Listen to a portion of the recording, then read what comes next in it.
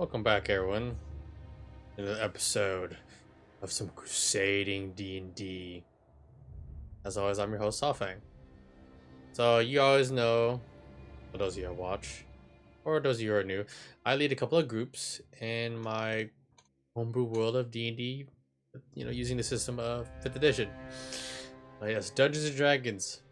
A great game, a lovable thing. This group is the Reaper Squad, and this is their 5th episode. In the last episode, the Reaper Squad members Melody, Luminara, and Zerk and Axel Striker participated in a gauntlet tournament where they slew many creatures of great power. They managed to survive amongst meeting the magistrate known as Grimclaw, who basically rules over Listinia. Not only that, they also discovered some information about one of the old comrades, Kieran, who has gone missing for a long time now. Also, they have been reunited with Choba Grog due to his crazy mishaps with tinkering and messing with the unknown. But he never does learn. Anywho, now with the rest of the group with Caleb and Fang in tow, and a couple others, some possibly staying behind to either lick the wounds or purchase a new weapon. For Zerk lost his axe, devoured by the great natural acid, well, magical acid, if anything, of a monstrosity that he struck it with. But not only did they participate in the tournament, they participated to fight for a woman. Name is not truly known. Apparently, maybe Melody's mother. Alright, so let's get things to the toe. And here we go. Arrow. Arrow.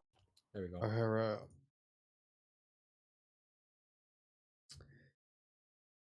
Let's see. Hey.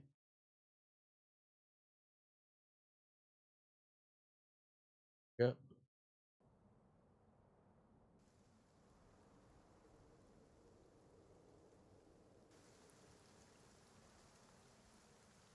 All right. So after the whole thing that happened with the gauntlet, you guys want some fame, some money, a good amount of fortune. Though all of you cannot carry it all. Either you have to leave it to some investors, or bank a sword, or have it ferried away. Possibly have it ferried to Nero's this outpost. You're not too sure.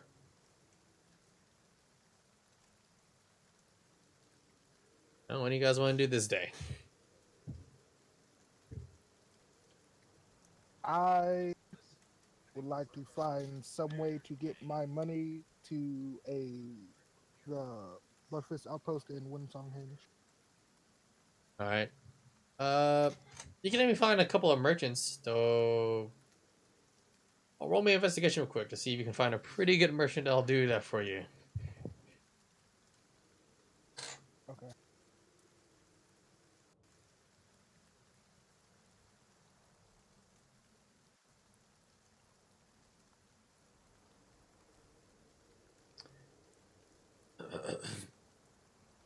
Oh, 19. All right.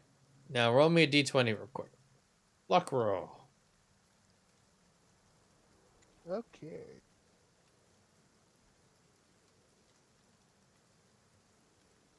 Yeah, another 19. Excellent. Through your investigations, you encountered a couple of deceptive, cunning-looking merchants. Some very greedy and grabby hands. You do manage to find one though. He seems a great earnest aptitude.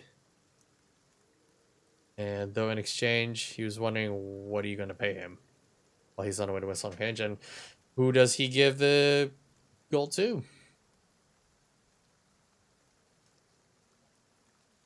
I can't remember the guy's name that we talked to before we left Windsong Hinge. Well, he does it. This merchant, old human, there's ashen gray hair, a couple of scars over the eyebrow. He looks at you and goes, And then you're at a loss, friend. I have no idea who to give it to.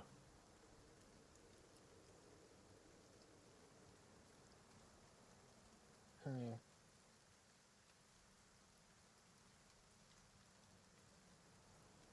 At this time, are we still in Vistinia? Yeah, you guys haven't left yet.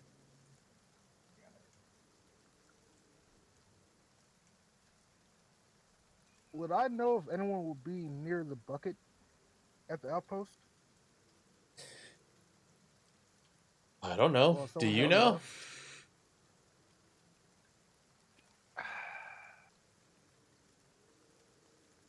I did not think about this.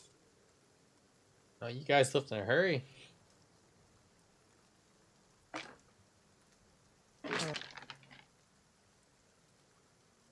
Who was the tone deaf bot? Oh. There is a tone deaf bard at the outpost that we met when we first got there. He What, are you gonna talk to him from Vestus? no, he's going to hold. I'll tell the merchant guy to hold my money, give Can you money to him, trust him and more than you hold it. just messed? Hey, he's willing to do it if I pay him to take it. Yeah, I'll pay you some gold to take the rest of my gold. And you can always check to see if he's lying or he's deceptive of nature.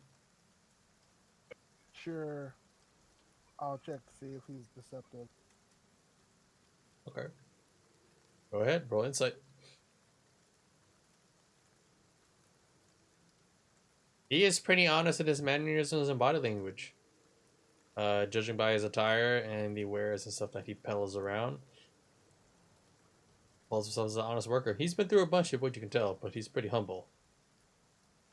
He doesn't like to be in trouble, that's for sure. Okay.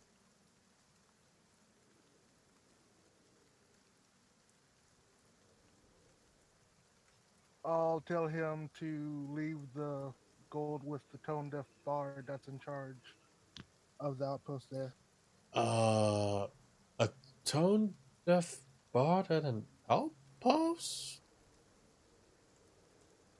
He's really confused and does not know what the hell you're talking about.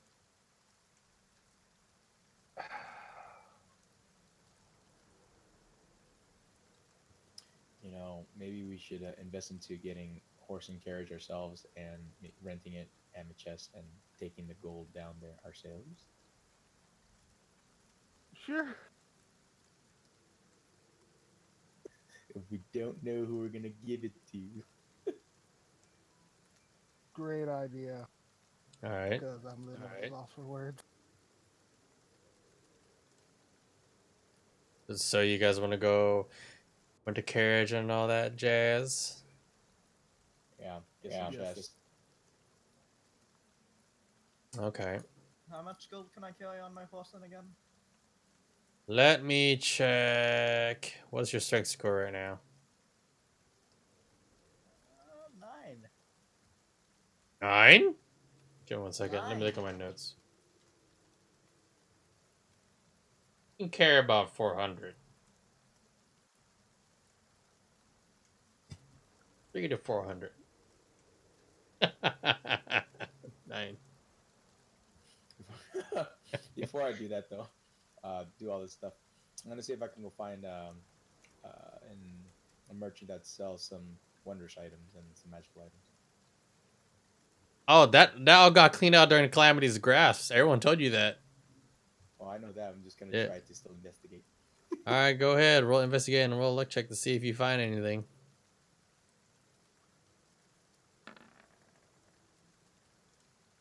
Okay.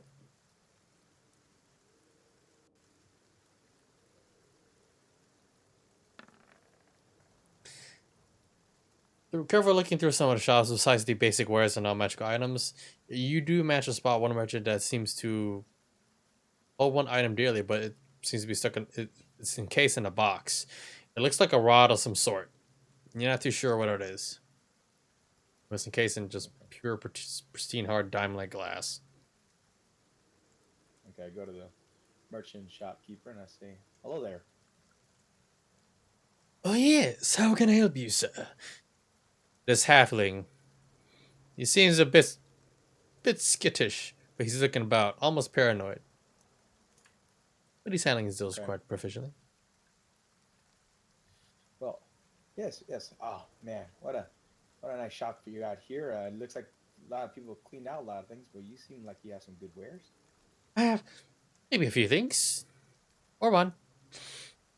Gonna leave soon. Climb his grass when the market is highest. Should probably go. What? Let's stay here. Won't hurt. Just Okay. Well, and seeing how I understand, and when now that Calamity's grass is over, things have been cleaned out. But I noticed, I spotted that nice little case you got there. What you got in that case? this item, I'm not so sure of it myself. I haven't had it checked out by a magister of any sorts yet. I haven't tested it out. Though it has been appraised, and it's quite expensive. Oh, is that right? Um, what, what's your price? 5,000 gold. Take it or leave it. Oh, hmm. He's like shifting his eyes back and forth. All right, I'm gonna roll insight. See why he's like, at least to see if it's like something bad. Inside on him? Yeah, insight on him and what he's saying. He's like 5,000 gold. He's shifting his eyes. It looks like he's all nervous. I'm like, Go for it. By his body language, he really doesn't know what the fuck it is. But he's trying to make money off of it. Okay, 5,000. Huh? That's a little steep, especially if you're saying you don't know what that is. Um, I mean, by the nature of these things, it's quite it's customary to at least figure out what it is before selling it, isn't it? This is how I do business. I don't care. You buy it or you don't. Go away.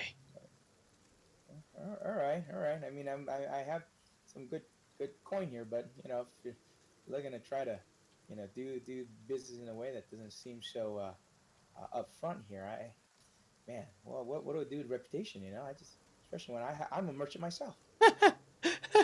This is Vestus and Vestinia. I'll only stay here for a few days, then I leave. You think my reputation here means anything at all? Go away. All right.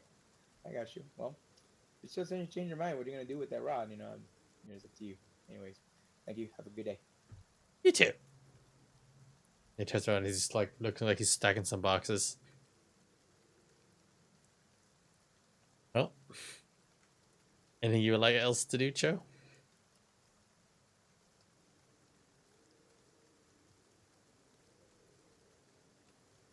Cho? Oh no. I mean, I just make a few potions before we take off, and while everyone's doing stuff, trying to gather. All right. Making potions takes quite a while. Let's see. If you started early as you woke up, you can make one, and it'll take you like all the way to like, let's say like in the afternoon ish, like almost like past one. Okay.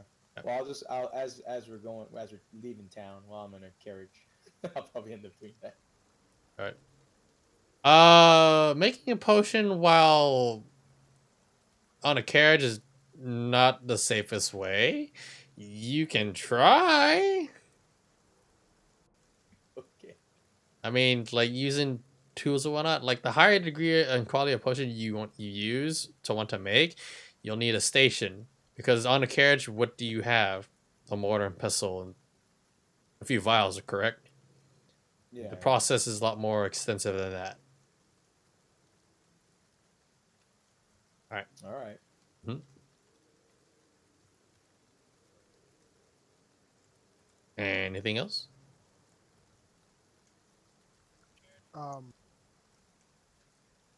Could I go to a explorers guild and see if I could get a map of the caverns and tunnels?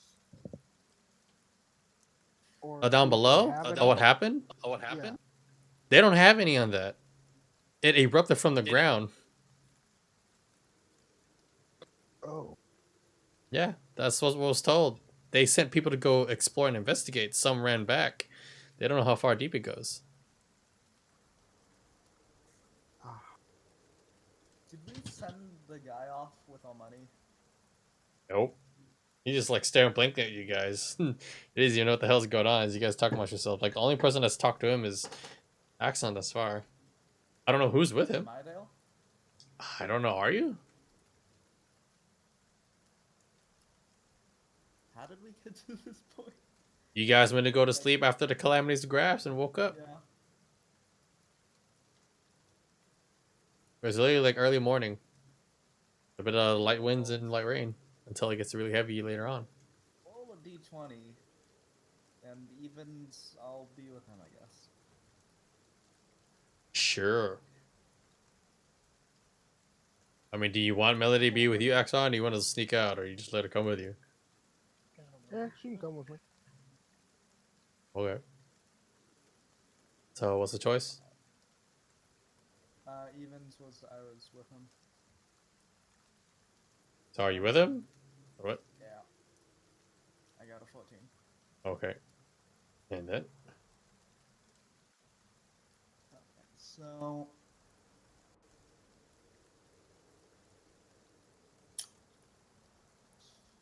I am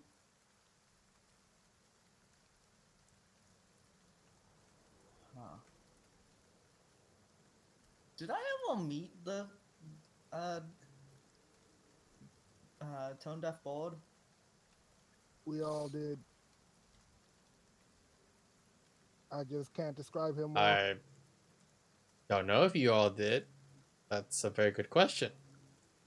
If you remember it or not.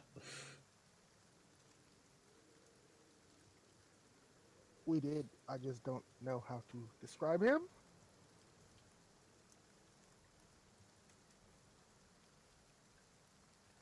All right. And then I will do it like this. While they're doing that, I roll investigations to see if there's any banks in the main capital. All right. Go for it.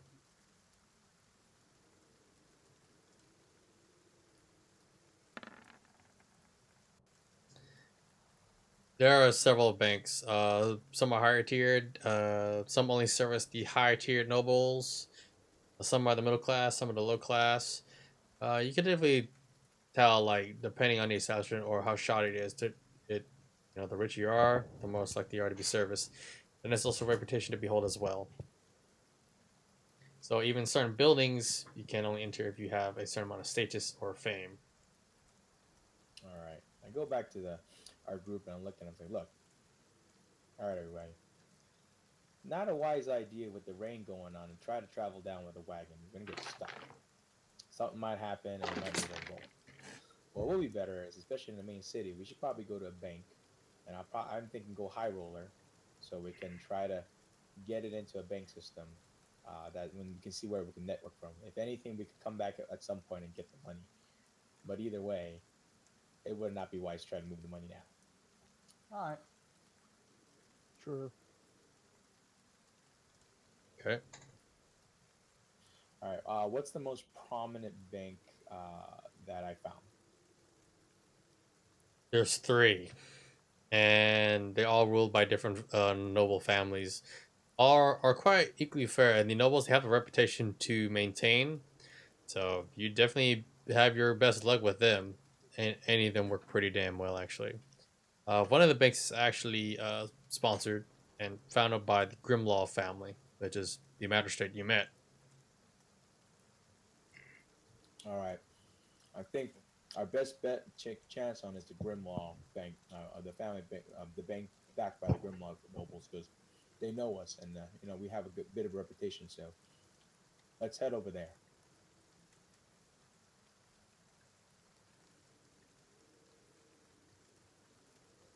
I suggest possibly having one checking account for all of us. That way we don't have to pay like individual fees.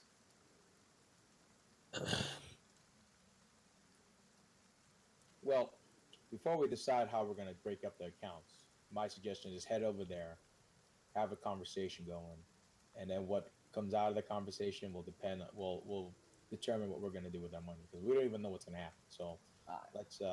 I'm gonna bring some of my gold that's in my bag of holding with me, just so I can show proof of like whatever. But our fame should precede us already, so we should head over there with the rest of the group and see what's gonna happen. The fame stretches towards the people who won the tournament. Yeah, which I point to Axon. I know he and Jenny. I mean Axon and Melody. So I'm like, all right, I can broker the deal with them. All right. So do you guys want to go talk to the bankers? Yeah. Makes more sense. All right. As you make your way to the more higher rich districts, so you guys are going for the high tiered class, like the nobles, the rich? Is that where you wanted to go? Or do you want to go to middle class area? Okay. Try the high tier first. So around the high tier area, you can definitely see the different stages of those who are poor and those who are freaking rich in fucking Vestinia. A lot of poor, they live like the lower levels of the slums. Vestas itself has like different levels of the city itself. If you live at the bottom, you're at the bottom. But at the higher you go, the more rich, the more profound you are, the more better clothes, the food you eat, the atmosphere, the services, the restaurants, the bars, the inns. It changes in great pace. As you guys are going up like the Great Path, all the way through the more higher districts, it's like its own plateau because at the top, it's not like one small little pinnacle area. It actually has its own plateau, which is preceded by many different gates. And as you guys go through these gates, you notice houses with different symbols and banners, many sigils. Axon, for you, you definitely recognize that there are many families and noble royal houses in Vestina, too far to count. Since itself has its own fiefdoms, the ways of feudalism. There are so many warlords. There are so many people who try to govern themselves or trying to unite Vestinia, but no one has been able to successfully do so for hundreds of years, ever since the last line of the royal family died.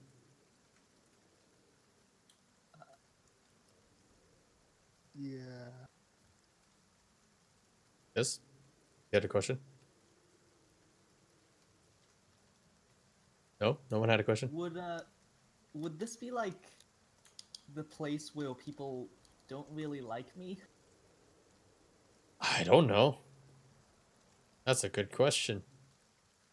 Well, would I know that much? Like, I'm not allowed heal, and I know I'm not allowed heal. I don't know. That's a good question. This is what I do. As we're going there, I notice that, and I kind of see some trepidation in Melody's face. I realize a little bit that, okay, we need to make sure how our standing is regardless of fame. So I want to, before we kind of stroll into town per se, I do want to see if I can do some investigation, listening, kind of like, behind wherever, just to see what the nobles are saying, if there's anything being said about the calamity since it just happened, and what they think about the team that won. I need 3 different rolls from you. Perception, stealth, and investigation.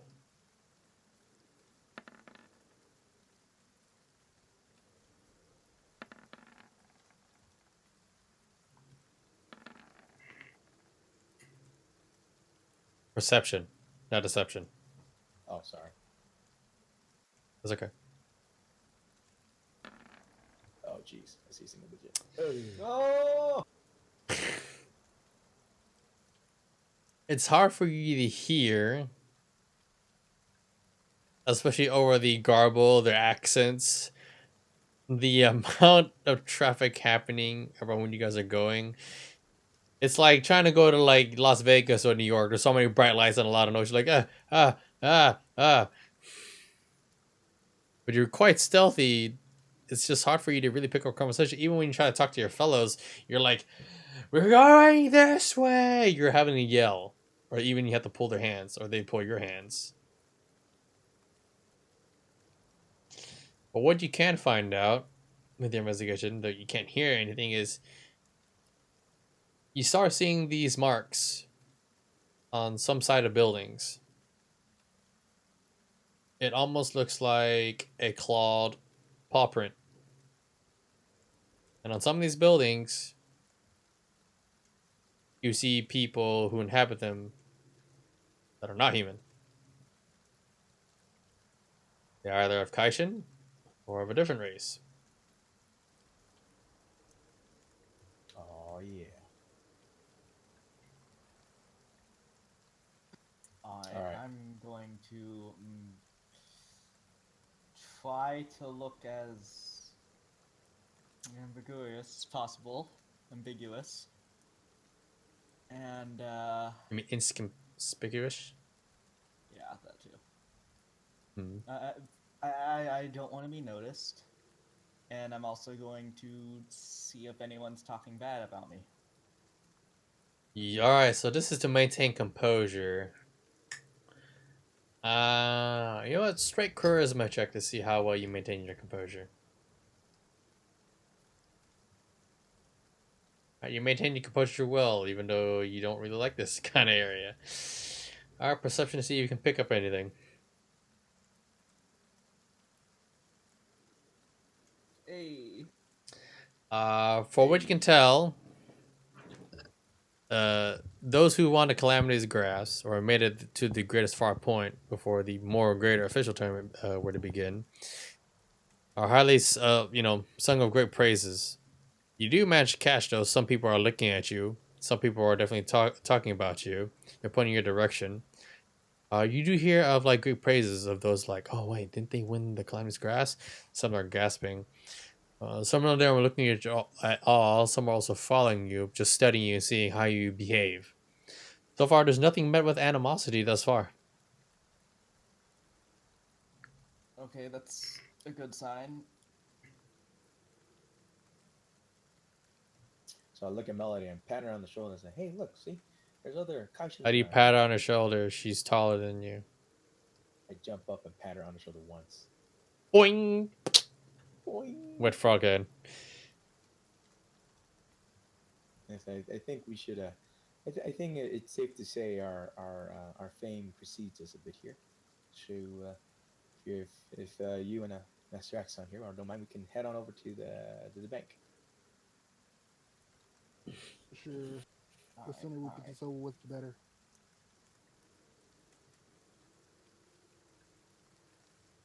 What was that? The sooner we get this over with, the better. Okay. Oh. Okay. So as you guys are going even further and further deeper into the city, you start seeing different works of smithing, be it either like of iron, steel. There's those several carpenters. You also notice there are a couple of dwarves who are like trafficking a bunch of different items in severe, like uber steel crates. And you don't even see a bunch of rune markings on them. To an extent, you don't know what they are, but you do manage to catch one dwarf who's wearing an auto assortment items. He's even wearing a monocle. Even like he's wearing like rune tablets on the side of his ears as well. There's a couple of nobles. Some do catch your eye. They study you and watch you. Of course, these nobles are also accompanied by guards. One just basically scratches chin while looking at you guys. As you guys go nearer and nearer to your destination, you do manage to find the one bank which was created by Grimlaw himself, the magistrate. And on the sign it just says, Magistrate's Finance. It's a large building, 3 stories high. All right. What's our? And I look at both Melody and Axe and I go, "What's our setup here? How are we gonna do this?" Well, if we did get one account, we'd just have all our money in one account and we'd save money that way. I'm not talking about the account right now. I'm not concerned about that just yet. I'm not about how we're gonna approach this. Yeah. You want to stick the lead here? I can if you guys want. I'm not that good with conversations, so Melody might want to do that, but All right. Mr. Axon. This is what we do. I think your face prominent, and both you and Melody are prominent in face. I understand they don't know who I am, so it'd be good to approach that way first, and then, once the conversation got swollen, I can take over from there. Okay. Fair enough. All right, so you guys go in. All right. As you make your way, you pull the handle of the door.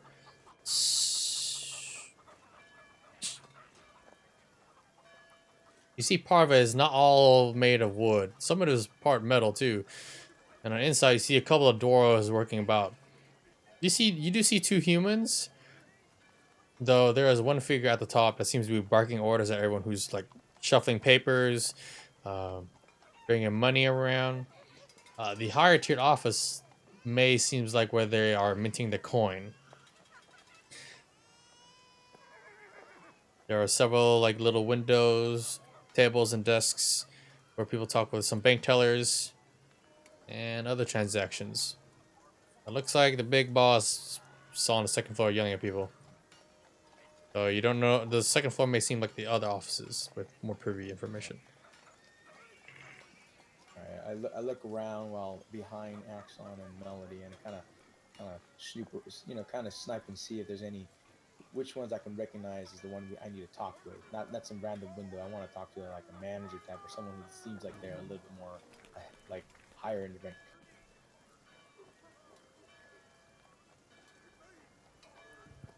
What do I roll? Hold on. Apparently, I can't be heard in the stream, but you guys can hear me pretty easy, right? Yeah. Yeah, we're okay. And does anyone test the volume for me? And thank you, Hunster. I have no idea because people here have been able to hear me thus far for some reason. It's in the player's volume, like yeah. us. Oh, the players. Oh. Yeah. Well, the thing is, they're already like pretty maxed out too. I can actually pop my ears at any given moment. All right. So I'm gonna raise you guys' volumes. If you pop my ears, there will be retribution from me. That is all. I'll try not to shout. Yes, please don't. Dear God. Volvo. Hey man, I can't control my mic. Did a headset. Alright, anywho. I raised their volumes. It's okay, Hunster. That's fine. About to hire you. Alright, so what do you guys want to do? So I'm trying to, as I look into the bank and I'm looking around, I'm already trying to not go to the front bank teller window. I'm gonna try to see if I can talk to any of the managers or anything that I can recognize that they're kind of more above, and see if they're standing outside. The big manager guy looks like the guy on the second floor. Oh, no, not the general manager, like someone who's like a little bit more above than just a regular teller. From what you can tell, they're all mostly right behind the windows. Oh man, you're right. I would like to know how out of place we look. There's a lot of dwarves and there's two humans.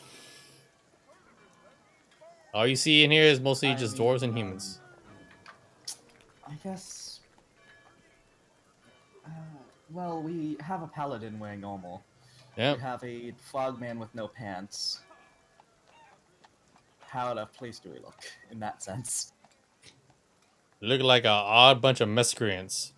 The dwarves look at you, they look you up and down, and then they go on their way. They don't really care. You haven't done anything at all yet.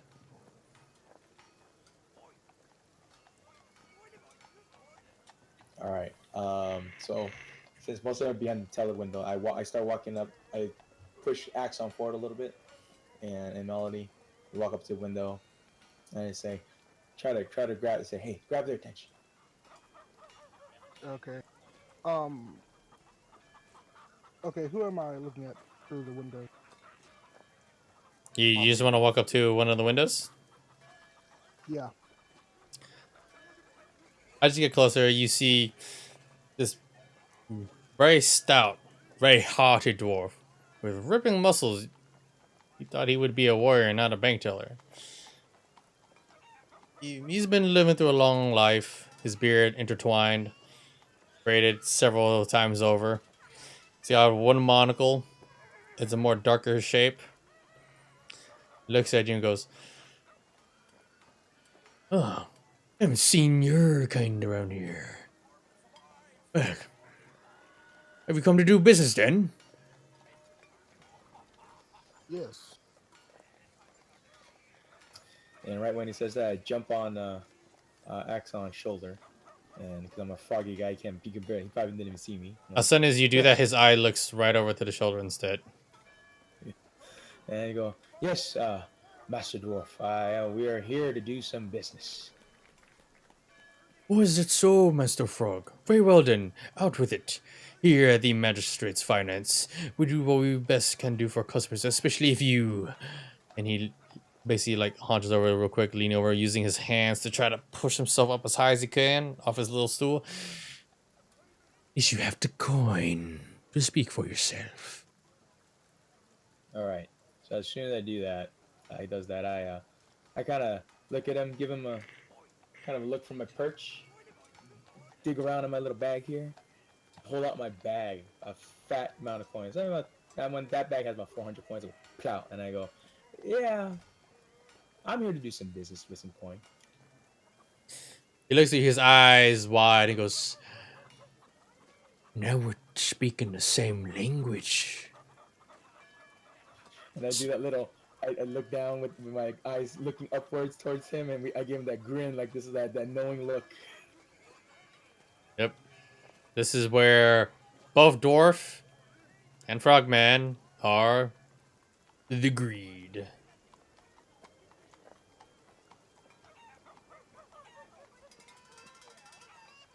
Yep. All right, so, Master Dwarf, I didn't catch your name, good sir. What's your fine name?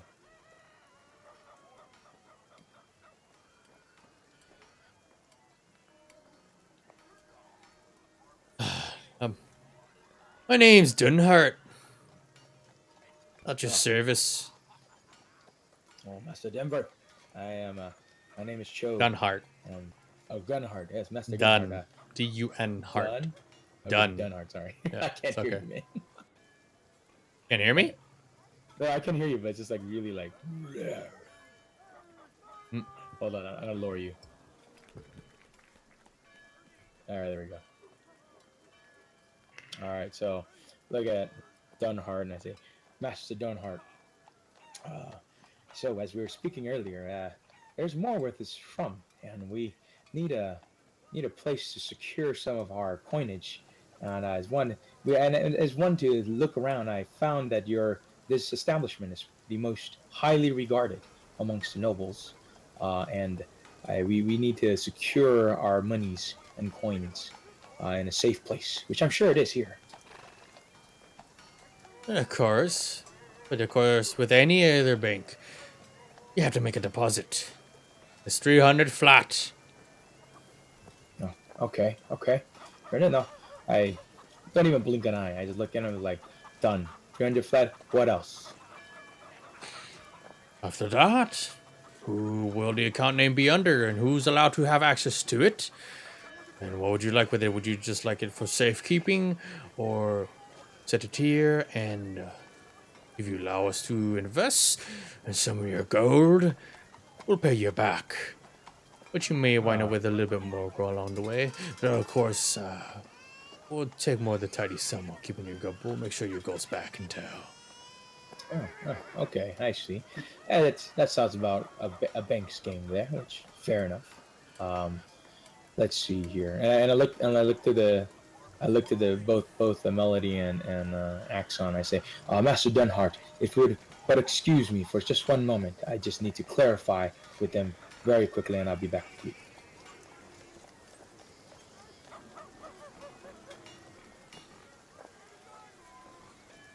So can you repeat that?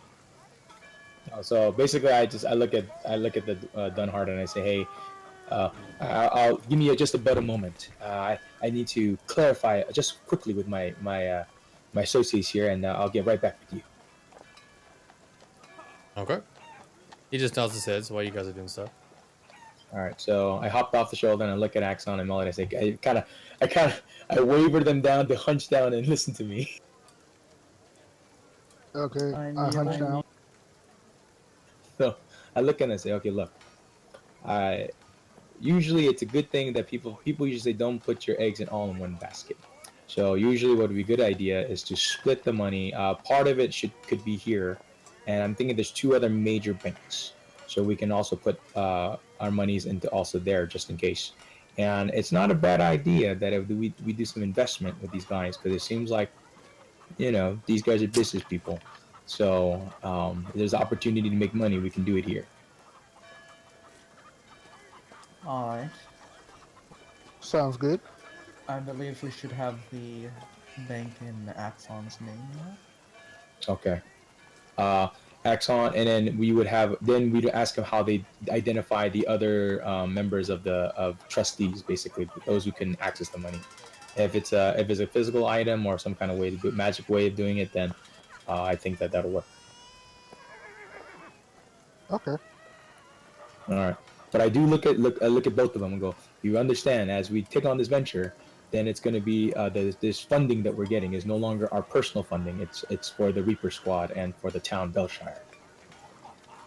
Of course. Mm-hmm. All right, then we are in agreement. All right, so a hat back on the shoulder. We turn back around to Dunhart and say, Master Dunhart, we've completed our meeting. Well, speak on then. There's money to be made and to be had.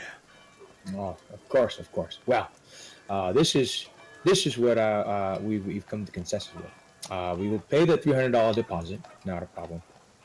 Uh, with the monies that we bring, however much we bring, half of it would go into the savings for safekeeping.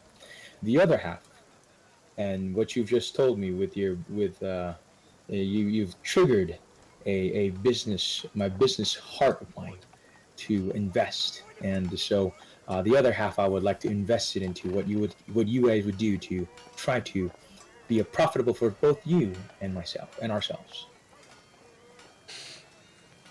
Well, he squints one eye really hard at you.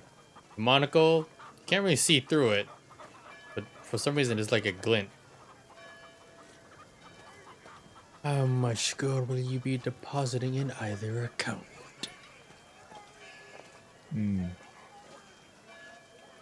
Well, to start, I was thinking for the the savings account, I was thinking about 2,500 gold. That should be more than enough also to cover the deposit. And then the other He one, looks at it and he goes, yeah. I looked at him and said, Master Dunhart.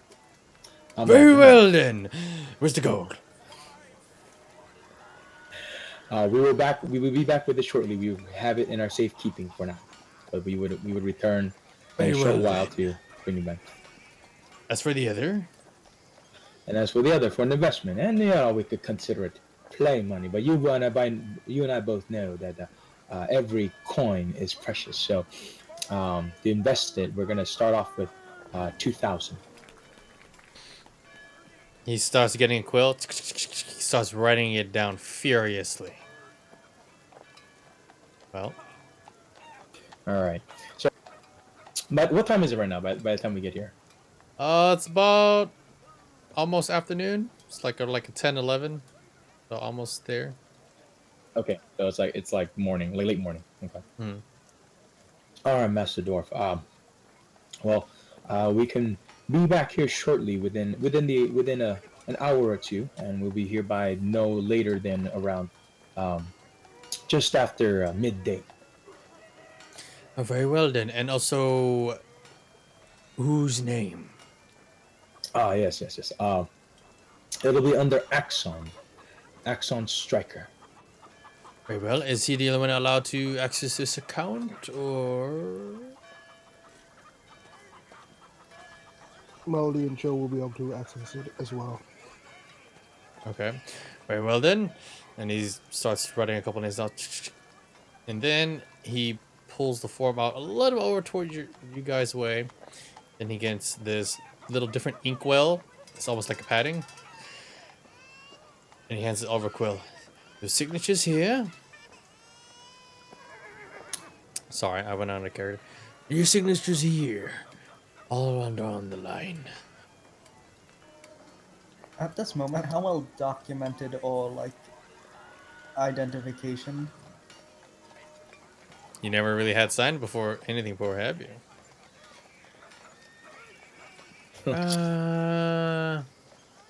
Make a history check.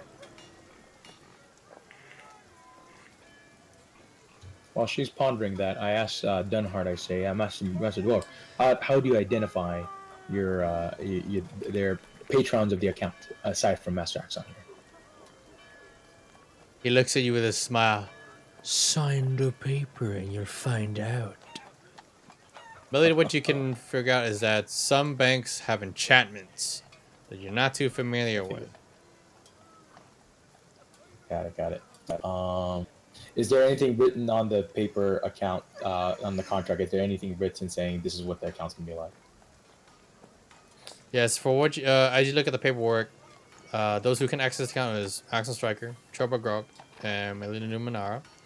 There is one account which you put towards 2,500, which is savings, so keep a note of that.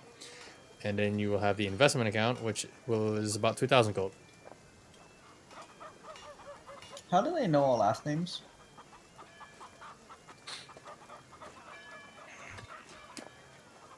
Good question.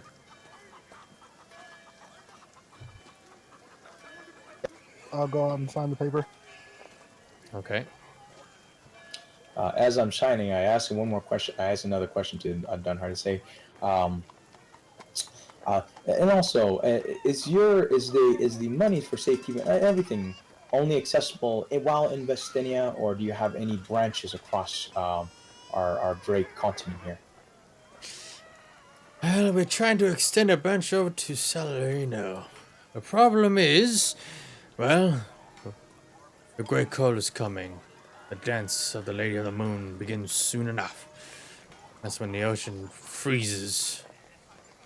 We could try to do things by carriage, but, well, I believe Garan has apparently closed their borders, and we don't really want to travel through the Dead Scar, nor do we wish to associate with, well, the Kingdom of Royce. I see.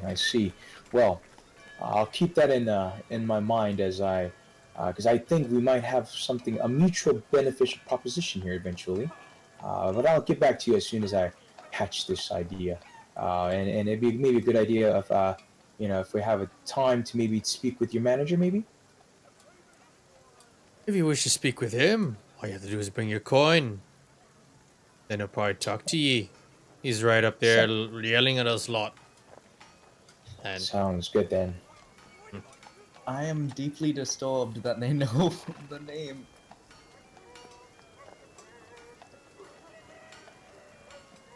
All right, and I look at the melody and I kind of give her an expectant look. so, who signs it?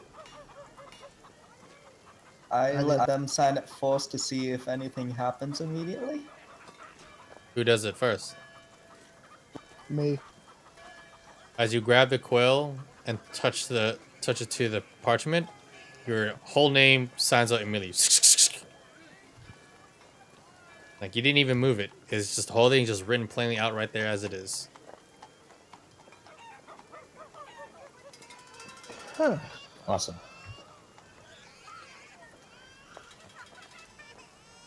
All right. So I put my thing. We all sign. Melody, you signed, right? Sure. Okay. All right. Cool. All right. Same process happens as soon as you grab the ink, grab the inkwell, touch the parchment, your whole name just signed off immediately.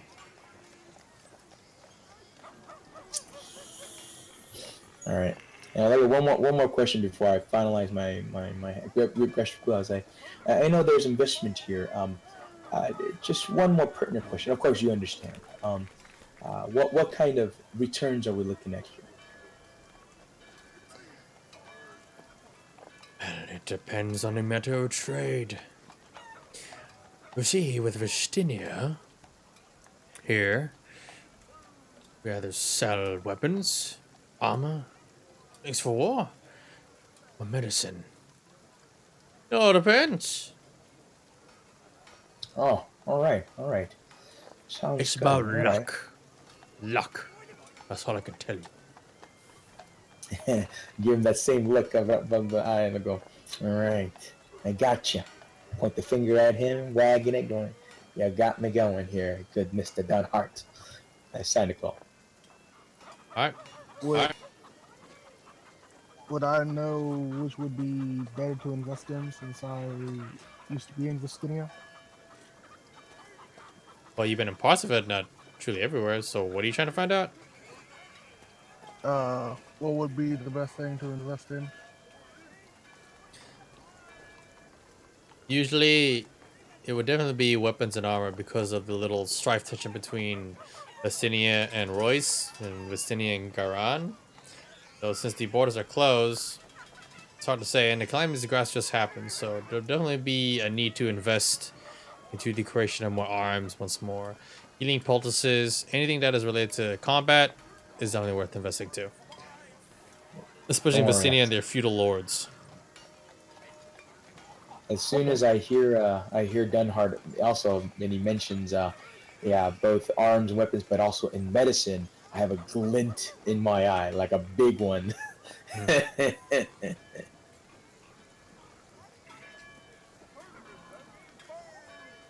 Alright. All right, so I look at both Axon and Mel and say, all right, well, our business is finished here for now. We'll be back in a couple of hours, and we'll be back with our gold. I'll be waiting here then for ye. All right. You guys take your leave. So, yeah, take my leave. As we do that, I quietly, I take him outside while the hustle and bustle of the street, and I take him to a little corner a little bit just to kind of hide away, and I softly talk to both Axe and Mel and say, hey, remember, this is one of our investments. We have another bank we have to visit. So, by the way, how much gold do you guys both have?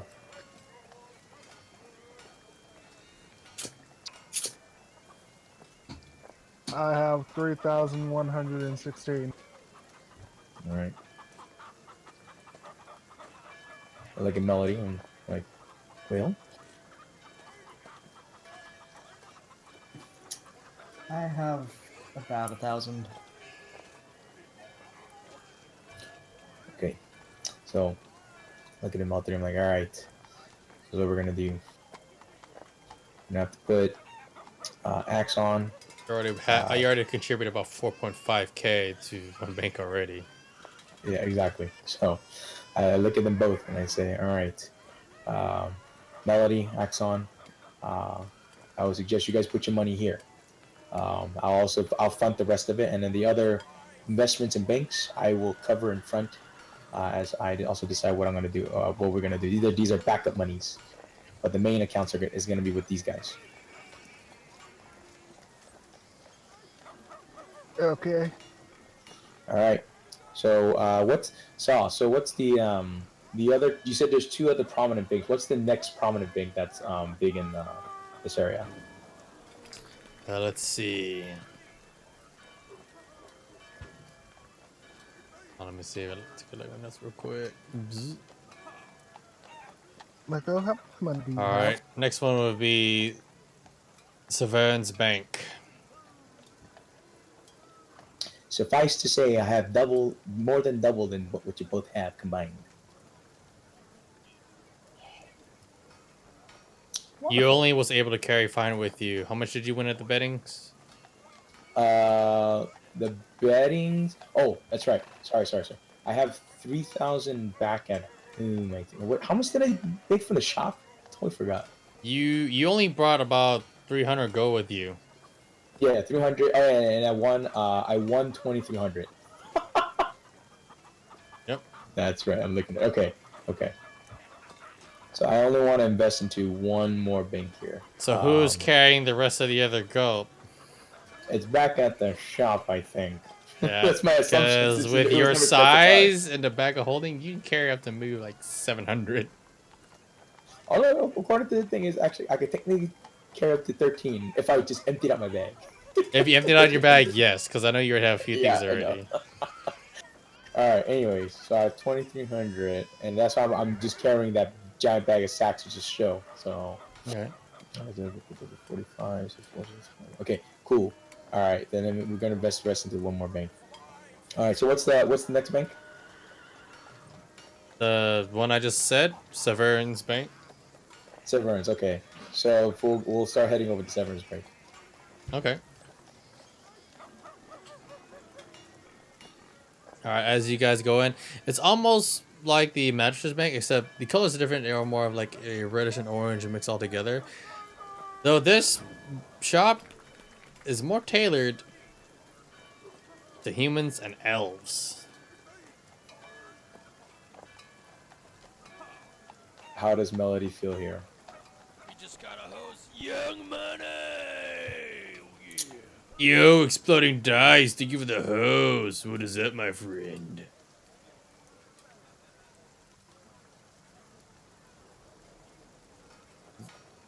Melody. How do I feel here? I don't know. How do you? I'm asking you. Okay, how out of place are we? You're all a bunch of miscreants and definitely looking out of place. And depending on how you feel is how you feel. That's why I was asking her directly.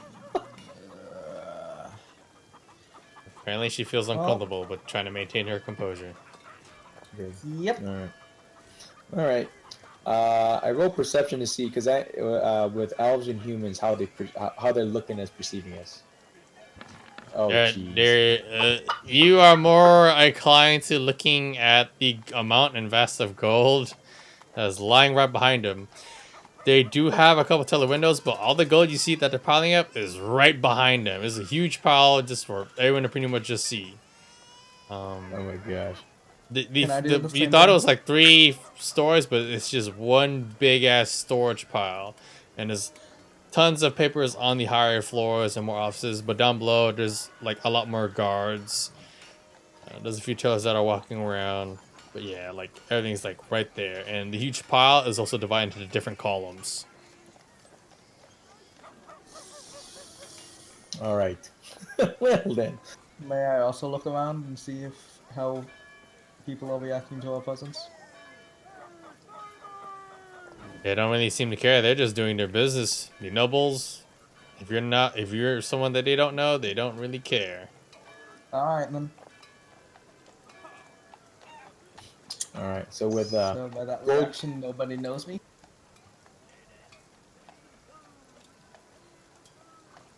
What? From that reaction, I take it nobody knows me? No one seems to. Alright, that's good, I guess. With pseudo gold coins flashing in my eyes, I push both Axon and Melody forward very quickly to the teller window. Alright. Okay. Oops. Master Axon, hurry! Okay, who do I see at the window? You see a very scrawny elf. Got like these like rimmed glasses. It's like one of those grouchy teachers you met while growing up. He doesn't seem to be pleased. He goes, oh. He sees you're tired, you're wet, you're dirty. He looks right behind you and sees your company. And I hop on up again just like the last one and grab onto Axon's shoulder. And I say, oh, well met, Master Elf.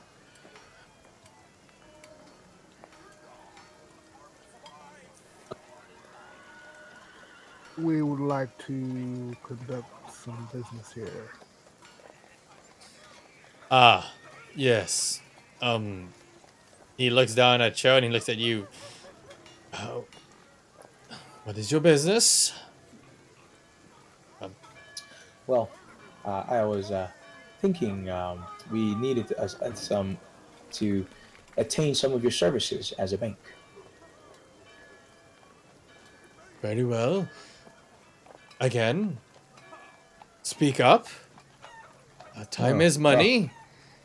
Yes, yes. Oh, agreed, agreed. Well, let's make this quick then. So again, he digs around in his bag of holding, pulling out random potions. Nope, not it. And he pulls out the big old fat sack again. Puts it on the table. Says, "We're here to do business with your bank. The I moment he need pulled the gold, deposit to his left hand with like the heel of his palm push up the side of his glasses. You see a glint in his eyes. Well, esteemed customer, what would you like to do today? Would you like to invest or open an account with us by chance? So I say, oh, yes, yes, yes. That sound of talk of business always my playground. Well, before we start, is it all right if I ask your name, Master? They give a little light sigh. I'm Ura. Yeah, at Severn's Bank. And Lord Marcus Severn himself. That is all. A simple banker. Oh, Master Aura. What was it again? Sorry, I didn't know. If I heard Ura. Aura. Ura. How do you spell that? U-R-A. Okay, so Master Ura. Well, as you can see, we need to do a bit of both some savings and some investments. In particular, I'd like to hear some of your investment cases here. What do you specialize in? Every bank has many specializations. Here, we almost work side by side with the magistrate's finance, though we're more too akin to trade routes than with the investing of supplies. So, with the merchants that have any goods here, we usually keep a tight ship, especially with their fees of docking their ships, carrying their goods, and taxing if there's anything exotic or out of the ordinary, if you will. That occurs special fees. So those who wish to do trade or have trade routes, be it either across the sea, the air, or the land. Well, on in Mystinia, you could say we have influence over the routes. I see. Okay. Well, that as of most interest, and I understand what you're saying, and it's very, that kind of is very lucrative. I definitely agree. Um, well, today I think I'm very interested in investing into that as well as in depositing some coin. Very well. How much are we speaking here? Well, what's your deposits? What deposits fee here? Well, the starting deposit needed is 400 gold. All right, done. 400 gold. That's not an issue for myself and our team here. And I was thinking, along with that 400, make it another 300 to make 900 to deposit.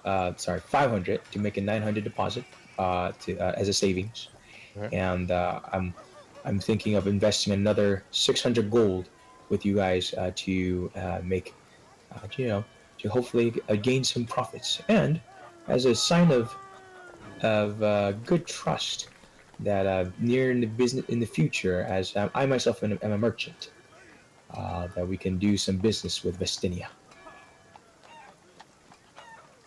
Well, if your wares are up to date and of good quality, and if they are of good quality, if you can manufacture them at a fast rate, then we can talk. Though that is not my expertise. That would be more of Master Severn himself, but he is not in currently.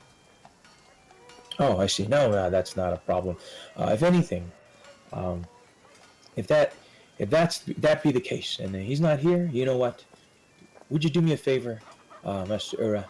And I pull out one of the standard healing potions, and I pull it out to him, and I give it to him. And say, if you could just so much as to be kind and to give one of these to him, just as a gift, and as well as to see the craftsmanship that you can see from me. Roll me persuasion. Because you're offering a random gift to a stranger you just met. He just met you. Yep.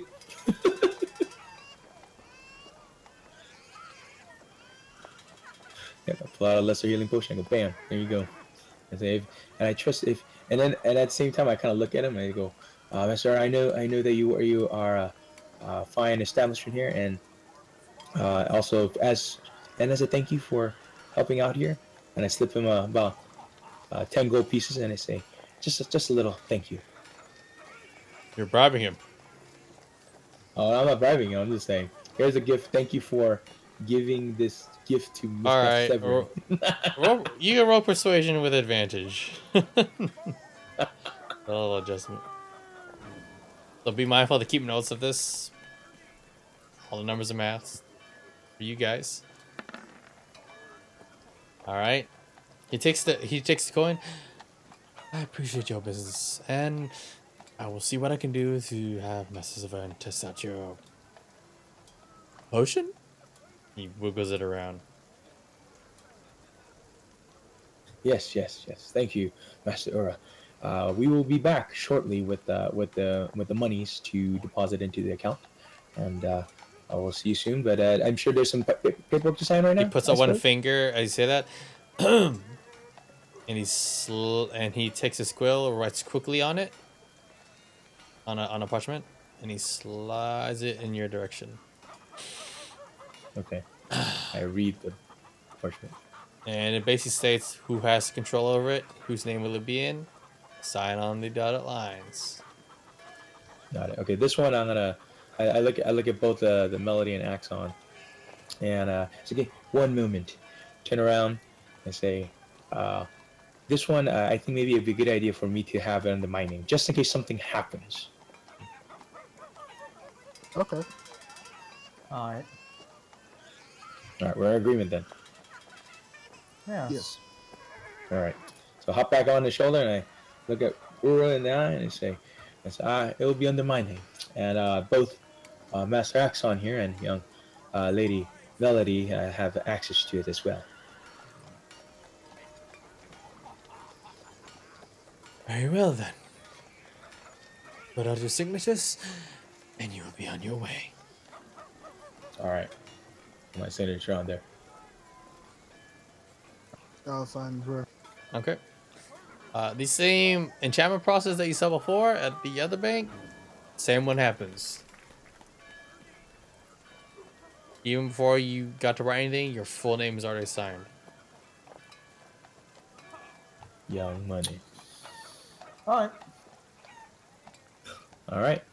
Oh, and I also look to Ura and say, hey, one quick question. I know that you're into your bank is into the finance of trade routes and controlling that.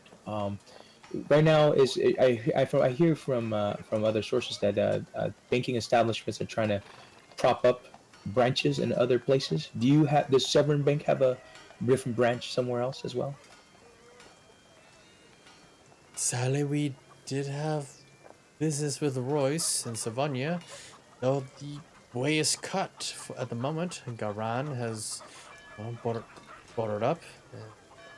Now, Royce, they charge a hefty sum to cross there. As what left is the sea.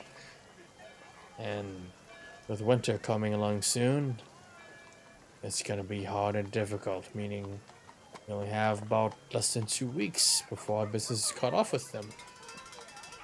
The airships are currently down. So, it'll be a while before we can actually get business going properly again. The winter is the most harshest time of each year. I see.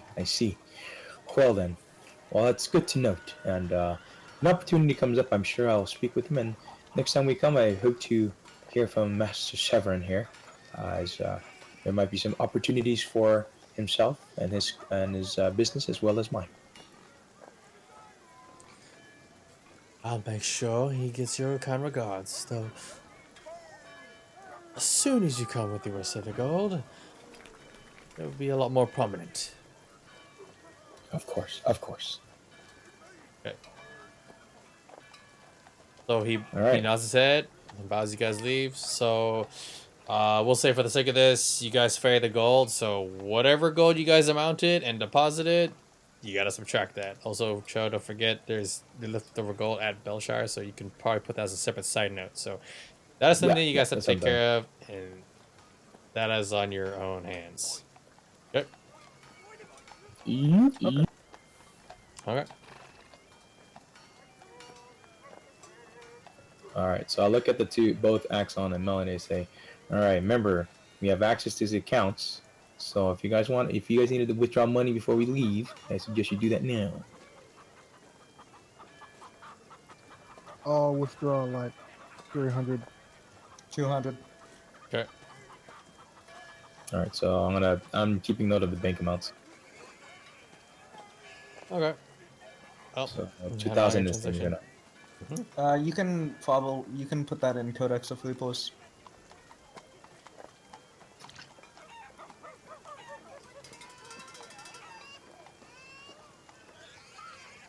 Okay.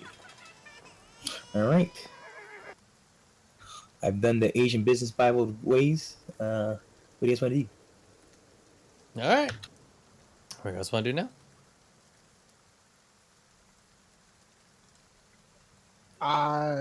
We just spent near 2 hours doing big stuff. Yep. Yep. How long is to the dance competition? There's no dance competition. I can't remember the name. Lante's dance. That's the name of what winter is. There's an event thing though. You're talking about. You're talking more the holiday. Yeah. Okay. That's at the end of the month. That's like 2 weeks from now. All right. Yeah, that's far away. Okay, so since I was missing, not from the last one, but before, was there anything prominent that current Reaper Squad, that we encountered that's like we kind of need to know whether we need to investigate that aside from the Calamities tournament? What are you asking primarily? Like, was there any kind of like big objectives or big oh, there's a rumor going on, like Shamu or Volvo? Kyoan. Kieran's Axon and Reaper Scar were trying to find Kioran, and the rumors is that Kioran, an odd character that he may be, was helping some of the townsfolk, especially with the odd tunnels from the Great Underdark just erupted near Vestus. There's about at the current hand, there's at least 12. Some say they may stretch to about 30 tunnels. So you don't know which one he went into. But he did go into one of them to help out. And right now, are we in the correct town to do the investigation, or is it that source came from some other town? It came from the black market, and it's pretty well known around in Vestus already. Got it. All right. So I look at Axon and Melanie. I say, well, we're supposed to be looking for this Kieran fella, huh? From what I understand. I don't know. I just kind of... You met him before. Oh, I have? Yeah. He's the healing ninja guy who loves cookies. Okay. I said, we gotta look for Kieran, my shinobi brother. Yeah, he's literally like the other ninja archetype than you. Forever alone, you forgot your party member. That's okay. He took a break from you guys' game for a while. Yeah. All right. So I need to. So how about this? Let's split up and investigate a bit around and see where we can find more information and where it is. Okay. Oh, actually, that roll already happened. It's just... Ooh. Okay. They don't know exactly which tunnel he went in. Oh God, how many tunnels are there? There's at least maybe 20. All right, I can still investigate and look around and say, since they did theirs, I could do mine. And say, all right, I'm gonna try to see if I can glean more information aside from that. There's 20 tunnels. If they happen to see a very conspicuous looking ninja sneaking away into some tunnel. He didn't sneak. He was going to help. He's trying to help people who were fighting. Basically, when the tunnels erupted, there was a horde coming out to just fight and kill and eat people. Things from the Underdark just came and surfaced, which usually doesn't happen. Okay. Well, Also, the holiday is called the Winter's Moon. which one? Winter's Moon. At the end of the month is the holiday called the Winter's Moon, which celebrates the beginning of Alante's dance, which is winter. All right, team. Let's go look for Kieran. Agreed. Okay. Before we go do that, I would like to leave a note back of the tavern where everyone else is to tell them that we went to go look for Kieran. All right. Likewise, I'm going to leave a message at the front desk. All right. And we'll make sure that we tell them exactly which tunnel we went into first. All right, before we leave, though, guys, I do need to make a couple potions so that we don't get ourselves screwed here. With the activities of the day in the banks, I'll let you make one. Okay.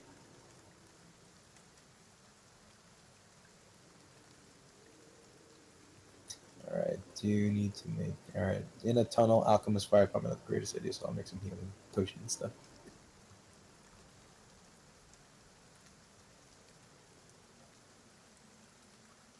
Actually, So is it a healing potion or the alchemist fire? hold on. I'm looking at my list right now.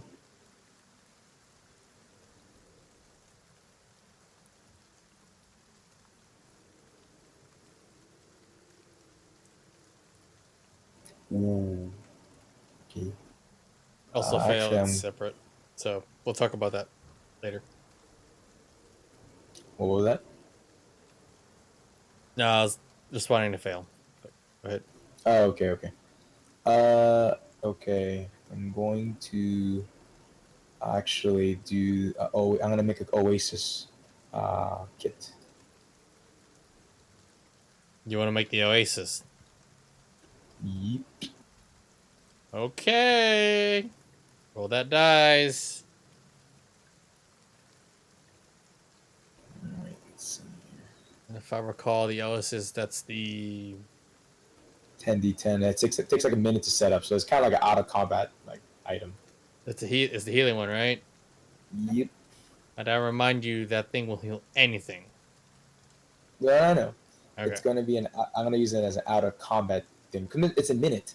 There's no way I can do in 10. I'm gonna not sit there for 10 rounds just trying to set this thing up. Yeah. All right. Give me that dice roll. All right. Hold on. I'm trying It's to an remember where the intelligence heck- check for this one. Oh, Yeah, no, actually, no, it's medicine. Medicine. I'm sorry. Yeah.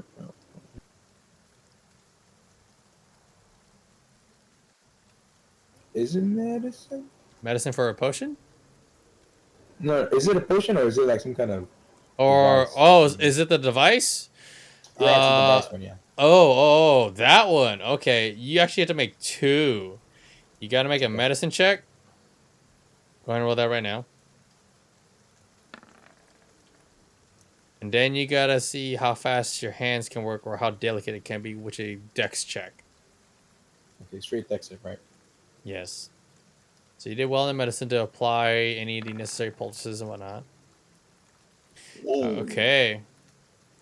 And You actually luck passed roll because the on this or DC to create that is actually pretty goddamn high. no?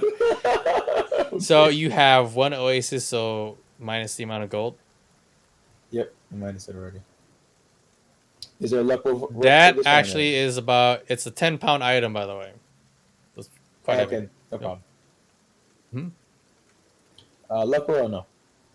Pardon? Do I do a luck roll on my creation or no? Were you going for the double? If you want to do the double, you have to pay double the price.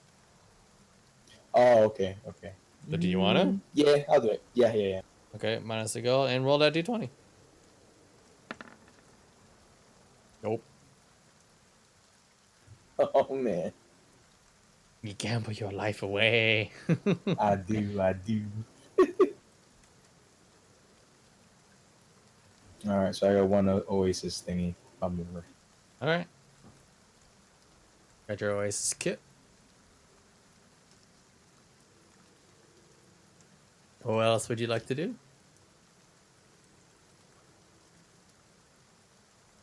Nothing for now. All right.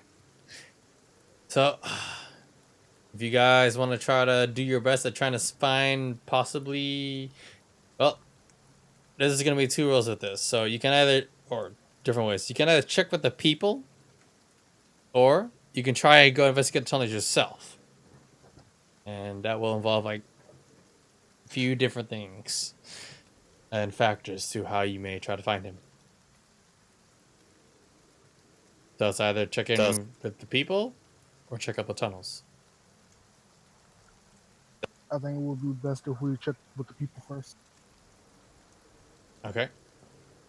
I'll ask around. Investigation checks from everybody then.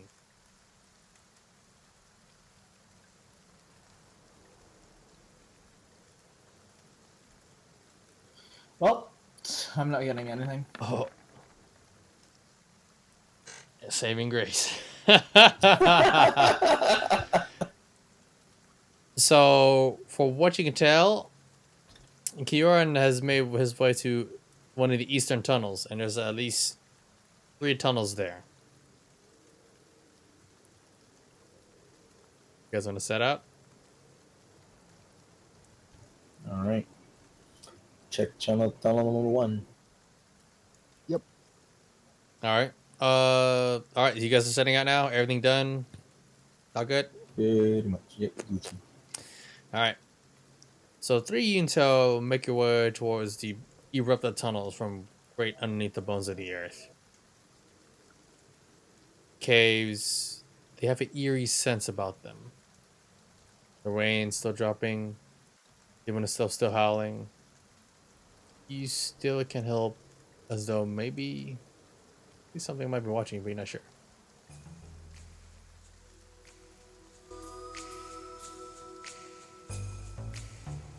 You find many different tracks between these 3 tunnels. It's hard to say, be it either man, beast, or worse.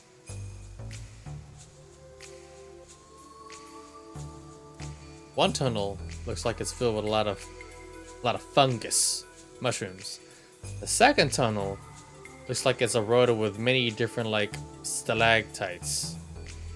The other tunnel seems just smooth, flat, but has a lot of wind coming from it.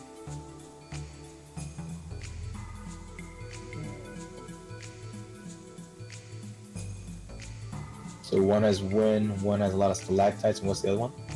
Fungus. Fungus. Oh man. Look at the 2 and say, I'd rather not deal with the fungus stuff, man. I mean, I'm all for getting new stuff, but I'm a fungus, man. I think we should go with the stalactites. As you guys look closer towards it, there's a lot of severe claw marks. Okay then. What's the other option?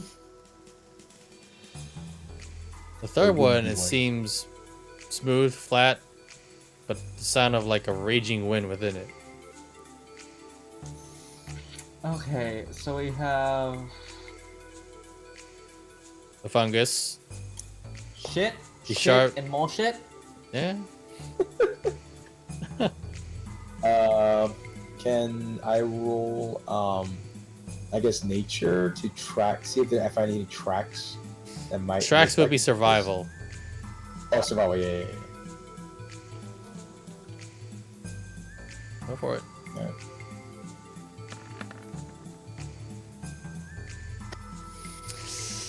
It is really hard to say because the prints all over the place. What battle took here, or how many of them like came out or went back in, or whoever chased them back into the earth. It's hard to say.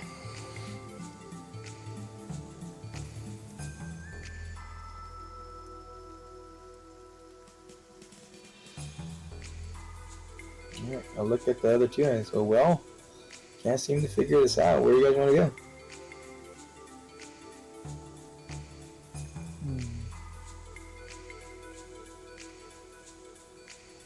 I still think we should try to stay out tight tunnel. Just the stalactite tunnel. Alright. Sounds like there might be a lot of tricky stuff in there. Alright, is that your choice that you make? Alright. Since I'm a gambling dude, you know, I carry around a dice around me. And I go, alright. You want to go for the luck of the dying? Because honestly, we don't know what's gonna happen. Or you just want to choose a random one. Hey, go with luck. All right. So I pull out my die, and I guess roll a 6-sided one. It'd be like 1, 2, 3, 4, 5, 6.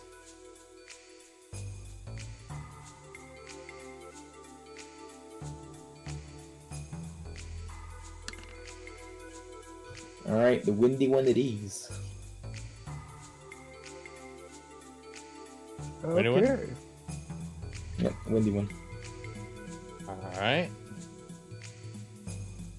1 second so I can change them up.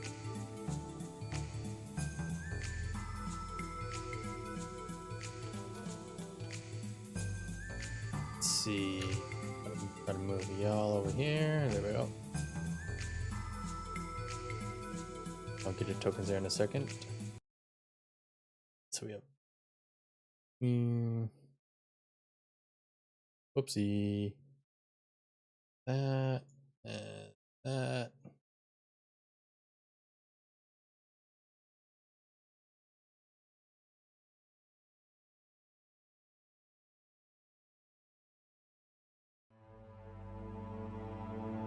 As you guys slowly make your way into the tunnel, the rushing wind, you feel light crushes across your skin, cold, as though something's like trying to grip at you as you guys tread deeper and deeper into the dark. Wind whistling as though some kind of forlorn lost song.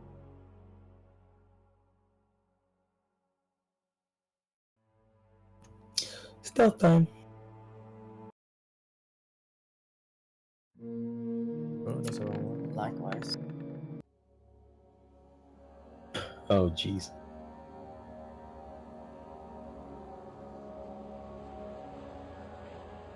One sec.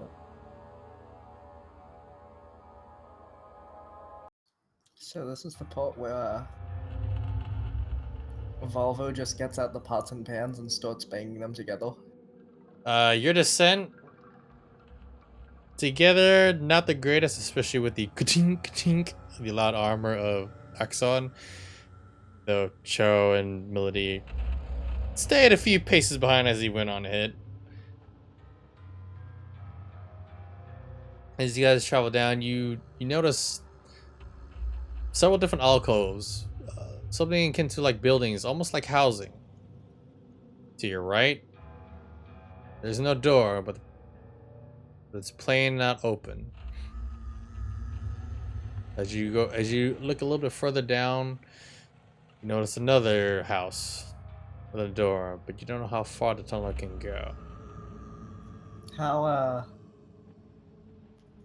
much bad vibes is this place giving us? It's pretty creepy. It's quietly deathly still, and it's cold in the air.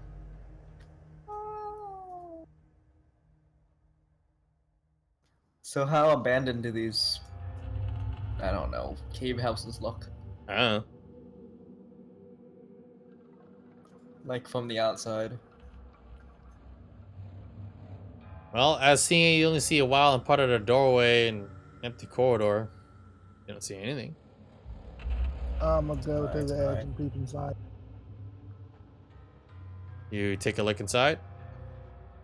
You step in or you just look?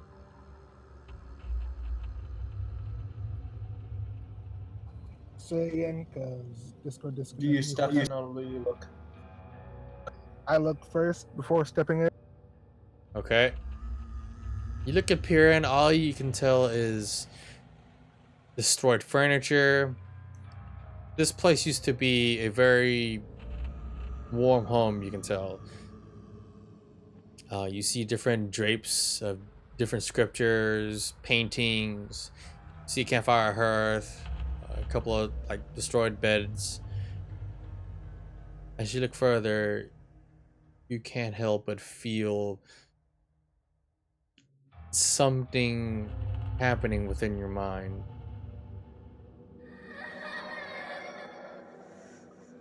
As you get to see a memory replay within the room of children.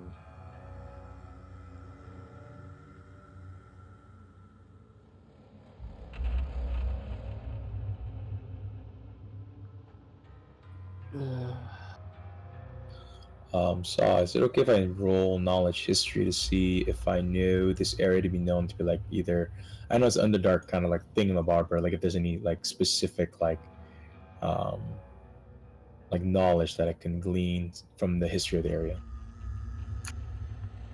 History there. Oh, are you okay? Are you asking about terrain? Are you talking about the housing? What are you Yeah, trying to do? like housing, yeah. Like if I'm familiar with the housing, I'm familiar like why this would be here this way. Okay, sure. Go for a history check.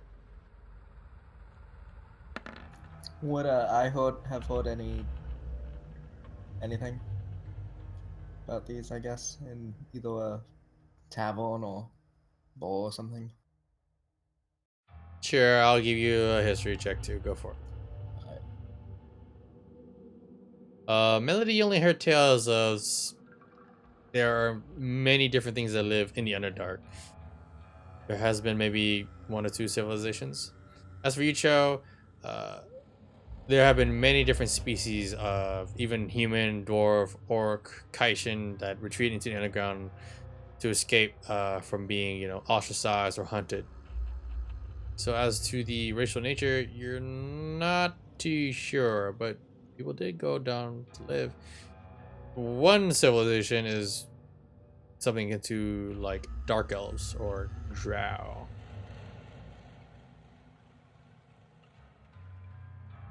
All right. All right, we're dealing with the drow here, possibly. Be on your guard.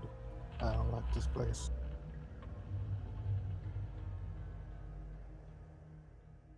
All right. Should I let my greed take over?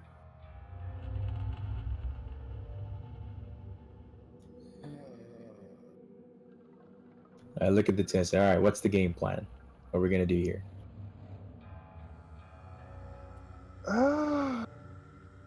We should search the area. Are there any footprints or anything? Roll survival.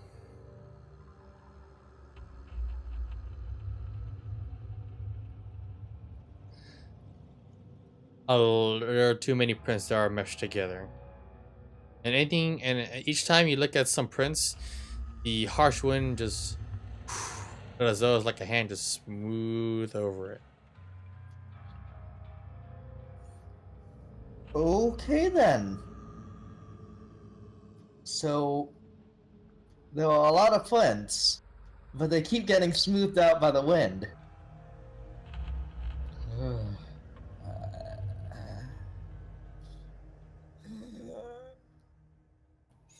All right, Axon. Young Master Axon, what do you say? You think we should just bypass these homes, or you want to search through them? I think we should bypass them for now. All right. If we don't find anything, then we come back and search them. All right. Our first priority is to find Bjorn, so maybe might take to make some prudence here. Yeah. You should lead us, brave paladin. As you see Cho hiding behind Melody's legs and kind of, I don't like this. Very well. I'll move like down this way. Actually, I'll move over here and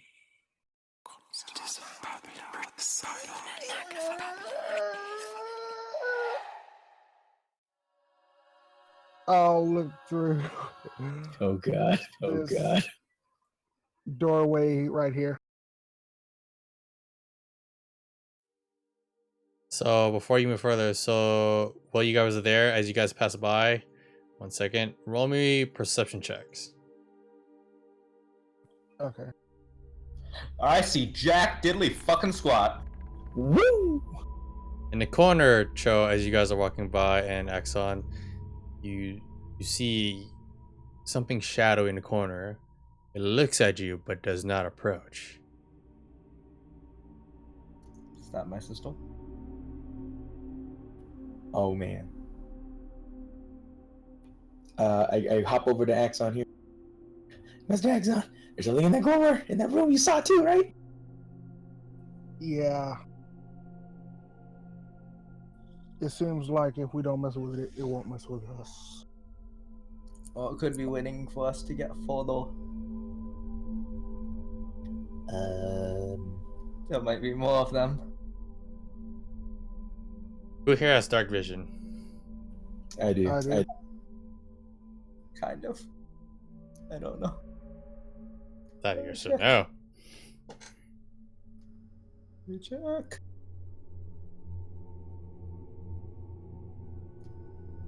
I don't think so. All right. You are blind as a bat. So maybe one of you needs to light a torch. Be mindful of your supplies. Going to. So I'm just blind as a bat. Yep. Did this just happen, or? Well, Oh, I always the think last this area that you just stepped in, about 10 feet behind you is what light is there left. Okay then. I really don't want to turn on.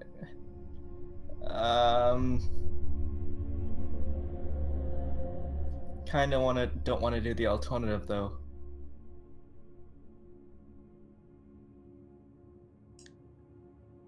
Okay. I'm gonna ask Cho to point me in the direction of the thing that he saw. You don't know where I'm pointing to. You can't see me. I don't know where you're at. I'm just asking, point me in the direction of the thing that you saw. All right, I'll go over there and all right, luck roll to see if I accidentally grab his boobs or her boobs. You can see her. I mean, you go in a copper field, you can just do it right now. You just have to jump up a little bit just to honk honk. No. I don't want to blow up and go unconscious with a blood spray in the nose. Okay. All right, so I go next to Melody and I grab her hand and I go there, over there, and I point that way, and I run back to Axon. Okay. I activate my whatchamacallit? Uncanny senses. You have magic sight and have advantage on investigation rolls for 1 minute.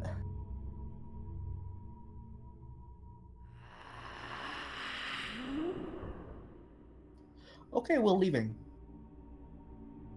As you activate your senses, as it turns to look at you, and you lock eyes with it, it seems Hi. to just concentrate on you. I wave at it. We should go. As it slowly seems to just watch you and glide over as you're just locking eyes with it. Okay, I'm gonna look away and I'm gonna grab the fuck out of Axon's arm. All right, team. This is kind of getting silly. Let's leave. I'm gonna look back at this direction though. I'm not gonna look directly at it if I see it. Melody, what's wrong? There was something in that building, and it wants my butt.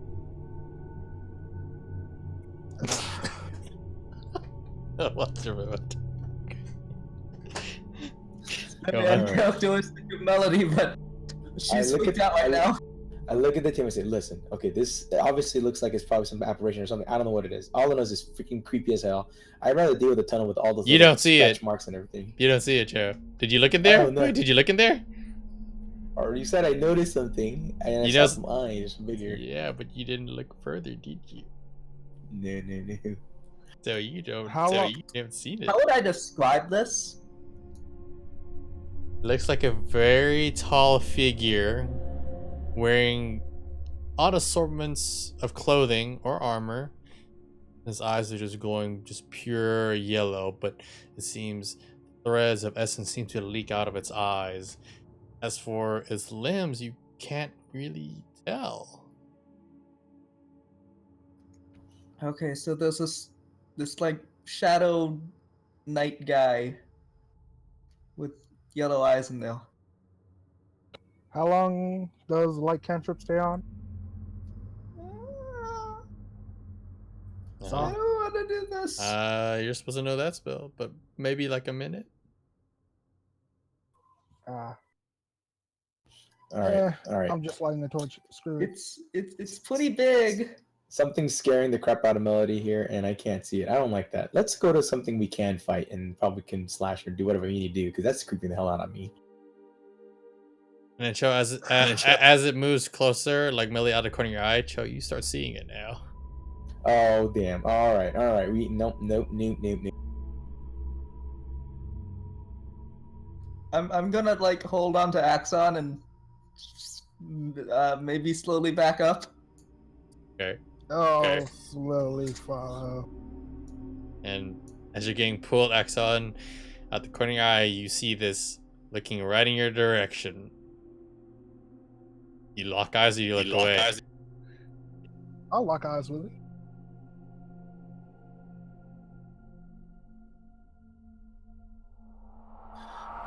I look at Master Axon. I say, "You fool! Let's go!" Starting to get closer now. It seems to almost about to reach the door. What do you want to do?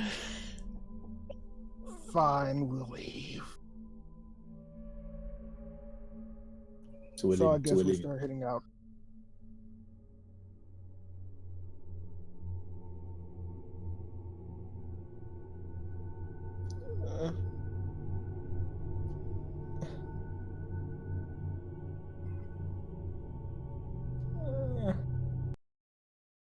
So you guys ran back up to the surface after encountering what you don't know what the hell it was.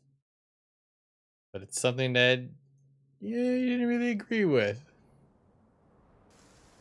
Back to the library. calm wind and rain. All right. So the wind thing wasn't so good. Kind of creepy. But Axon, you saw some scratches on that other door, right? Yeah. Alright. Would it be a survival or nature check to try to ascertain what kind of scratches and creatures are making all these marks? Sort of. Survival and nature. Give me 2 rolls. Should I try and investigate what it is as well? You can do an investigation roll. Sure.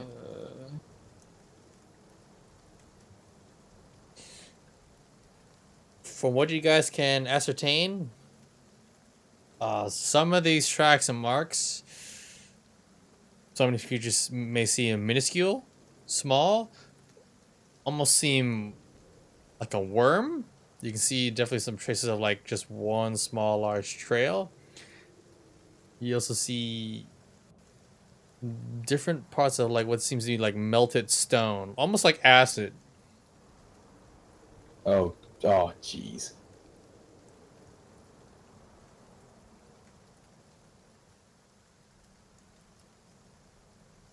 Hmm. Mhm. Well, want to gamble on this tunnel, Cho? Melody? Before we do that, I try to ascertain the fungus tunnel. I'm gonna try to pick a fungus real quick, just see what kind of fungi this is. All right, so you want to know what it is? Yeah. Okay. Roll me a nature check. And how are you inspecting it? Are you just looking at it, or are you like picking it? Or... Yeah. First, I'm gonna pick it up, look at it, study it, and then I'm gonna see if I can capture a little animal. And Roll me a then try Constitution to. saving throw first. Oh god. All right. At the last one, as you grabbed it, you start seeing your hands turning just pure grayish white and black, and then you let go of it at the last moment. And when it touches the blades of grass, the shroom itself like lightly like just fades away and turn to ash, but the grass that it touched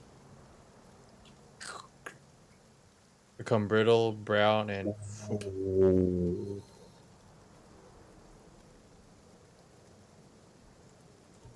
Uh-oh. Oh damn, my greediness. Well, I think it's safe to say that Kyon is dead.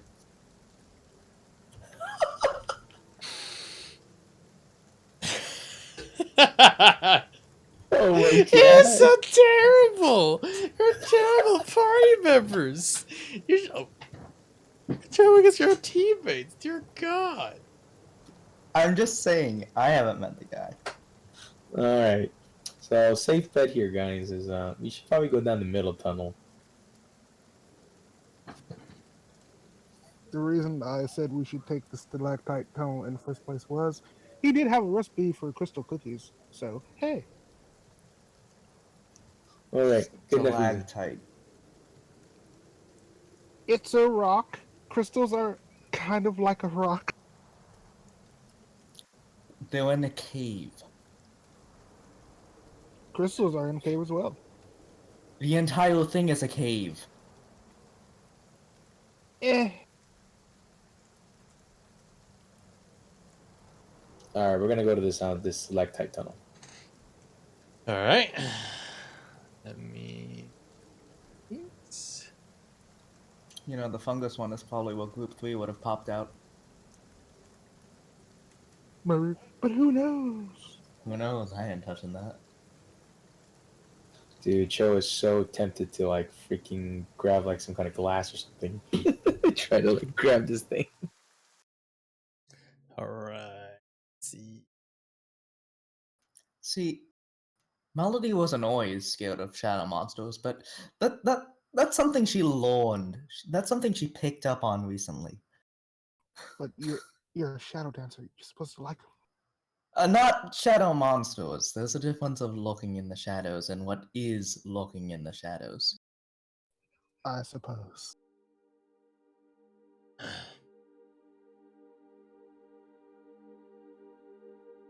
All right.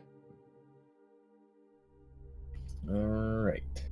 As you guys go further into this cave, checking down again, barely any light behind you as you guys are going by. I mean, so Melly's gonna be blind unless you want to use a light cantrip or something, or light a torch. That's up to you guys. So light is limited here. The place itself is covered in different shrooms and fungus, but not like the one you saw in the other cave. There's a bit all of a stone path, almost like it was paved like a road almost.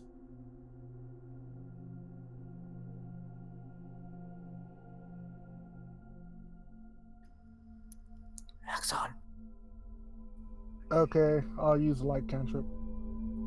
I'll pick up a pebble and put the light cantrip on that. Okay, so you got some light going on. This helps you slowly reveal the area around you.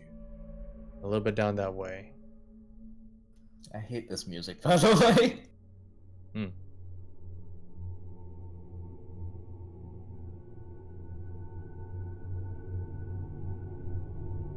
Well, That's the mood. That's the mood. let's move along, shall we? I'll move like 30 feet, I suppose. Okay.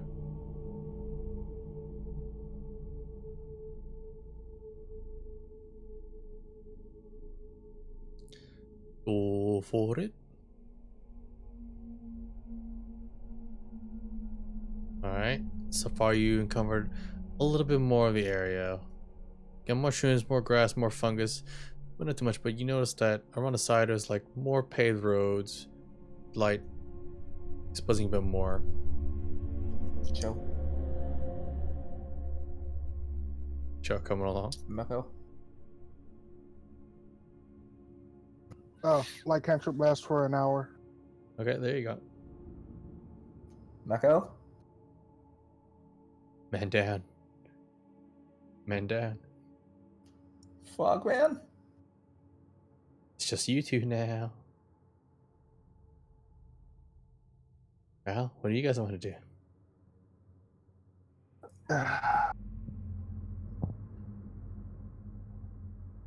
I'll step out like 15 more feet, maybe, and 20 more feet.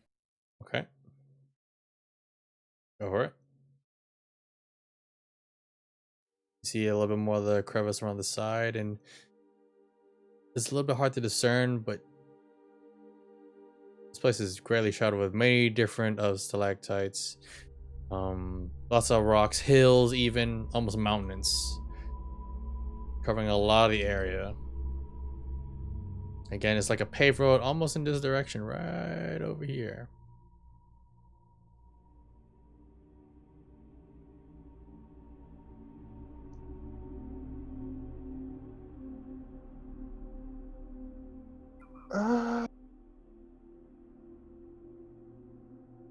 Alright, sorry, these restroom. Oh, good. Okay. Okay. Welcome back, Michael. Guess I'll go down this way a little bit now. What is the radius of the thing? I'm gonna sneak by the way. Sneaky. The radius is 1 sec. Yeah, you're sneaky.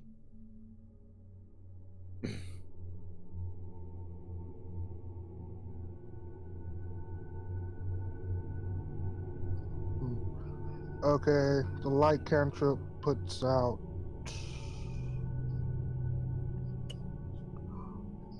20 feet radius with is a 20 feet radius of dim light. I mean, it sheds 20 feet of bright light, then it goes another 20 feet of dim light. Alright. So we have effectively 40 feet. Pretty Alright. much. Yep. And then there's natural formations that can block some of the vision too. Mm-hmm. Alright. That's what you guys like to do. I'll try to move stealthily, I guess. Sure.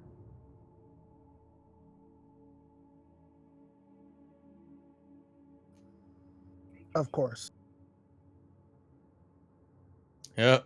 Ka-ting, ka-ting, ka-ting. Loud noises.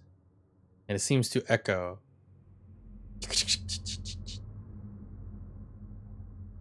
Throughout the cavern. Mm-hmm. I'm gonna listen for other things. Okay.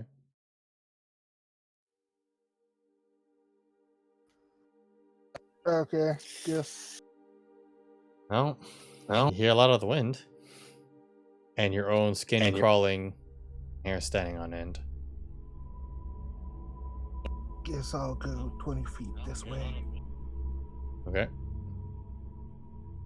I'm gonna stay near the path. As you There's a get closer, path? Axon, you see something like a crevice, and almost like the other side, where once was a road, you see a large web. Oh damn, freaking spiders. Yeah, spider webs. Didn't Group 3 fight a spider? Yeah, they did. I believe so, yeah. Guess I'll get a little bit closer. Gonna throw a rock at it.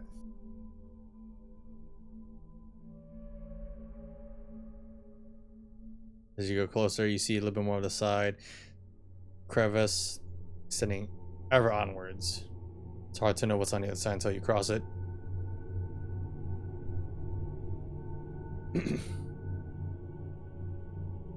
I'll throw a rock on the spider web.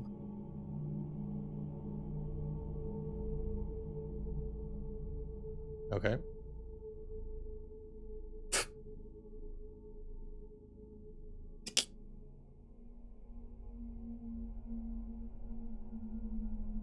Sticks on the web and shakes.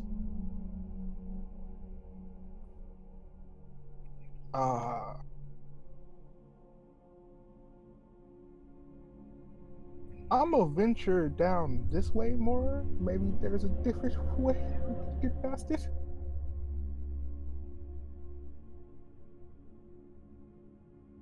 I have my hands inside my cloak, ready to action.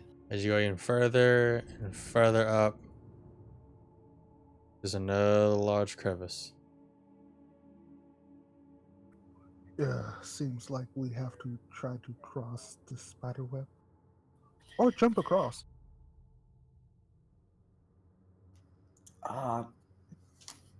You know, I was gonna say something, but then I realized you don't have your wings. Yes, stone wings. I know. Well, because I was gonna say you can fly over. I'm gonna grab Chill and Yeah. I could misty step one of you across. I don't know if I could take two. I can. Okay, I can just. If you hold on to, if they hold on to you and you hold on to them, you can take them both across. All right, fair enough. Okay. I'll most likely alert something because the spell is loud, but okay, I'm gonna do that. Be prepared because we might wake someone up by doing this. Fair enough. And let's take a break. I gotta use the restroom. So, again, thank you guys for showing up and playing in the audience, but it's a little break. I believe our players and some people who may be spoopied, it's time to think. Be right back.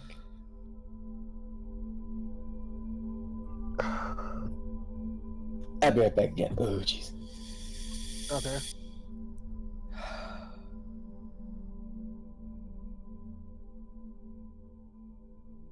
I don't like this.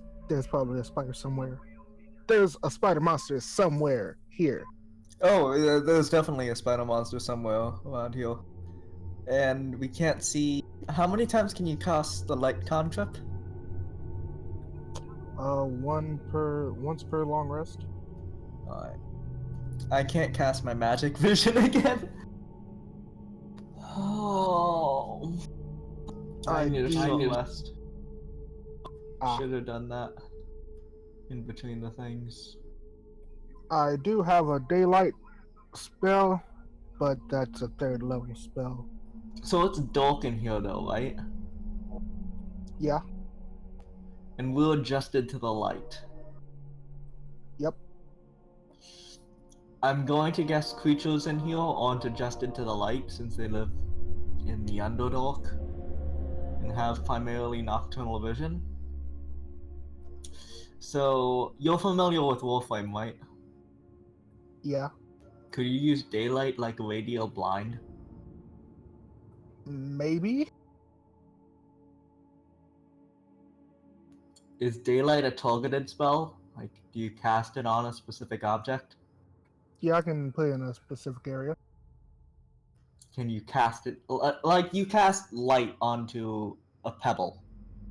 Could you cast it on a specific object? Yeah. So I guess my question is, if there is a spider or a monster or something, could you cast it directly on their head? Probably.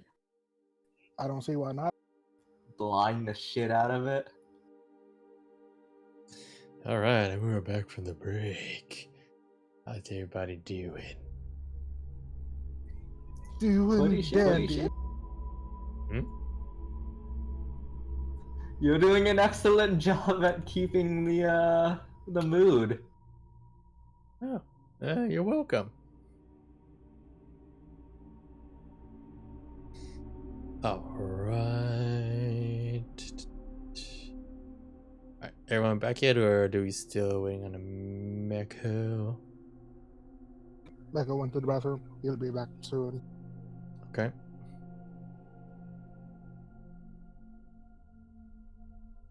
Just looking at a few things real quick.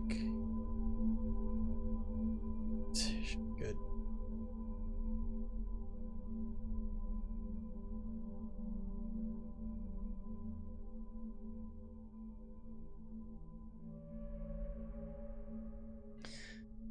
Right. We're waiting a little bit on Meko, and then we'll get back on things. We'll see what the progress of how far Reaper Squad can go. Yes. We will find Kior and Darner. Or die trying. Maybe.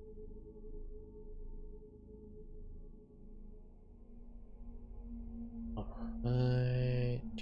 Things. Alright. Alright. Now let's get started. We are back, everybody. Anyhow. Hooray. Looks like the only way across is I have to jump it.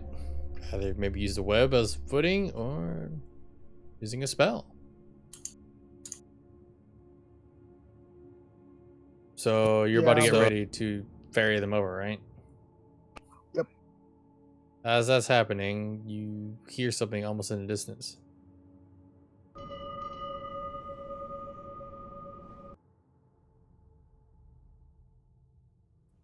Oh, goody.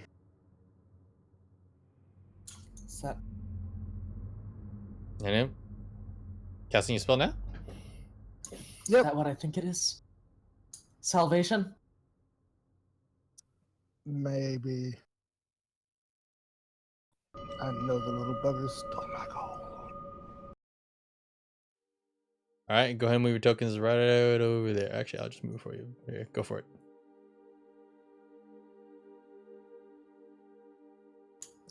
Where'd your token go? Levels. Levels. Oh, Levels. it's right there. It's right where they are. Yeah, I see it.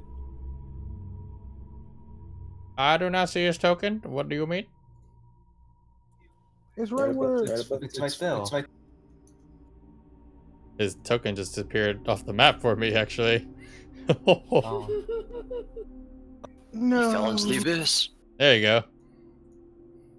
Now there's 2 axons. There's 2 exons. Ah! Yeah, I don't know what happened. Hold on, let me fix it. I'm like, what the fuck just happened? Let me refresh roll 20. We're gonna refresh RC now. Oh my god. Yeah, it's best to refresh it now. I've last you roll 20 for making things go weird and bump in the night. Alright, here we go. We back. At this point, I want everyone to make perception checks.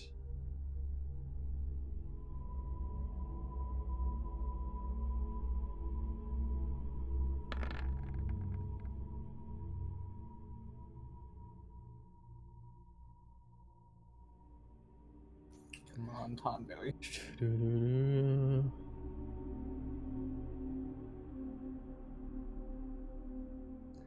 A moment. Let's see.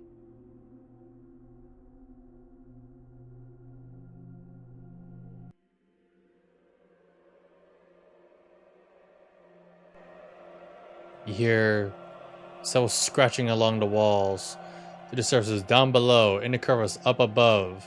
As you guys are nearing close to the next portion of your escape, you see one crawl out. Another from the ground. Another from above. and the rest down below on the other side. But in here,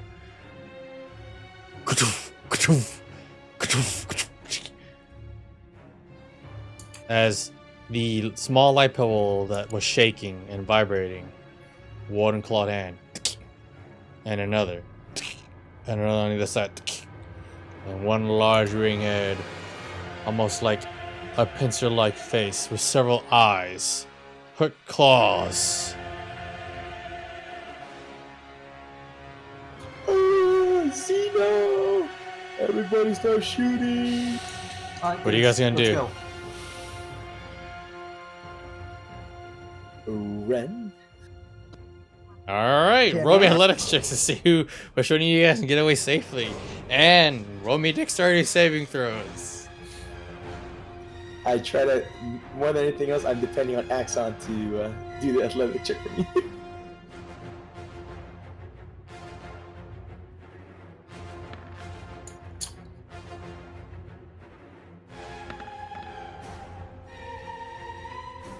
All right, so as you guys are making your way down further, Axon, you are huffing it.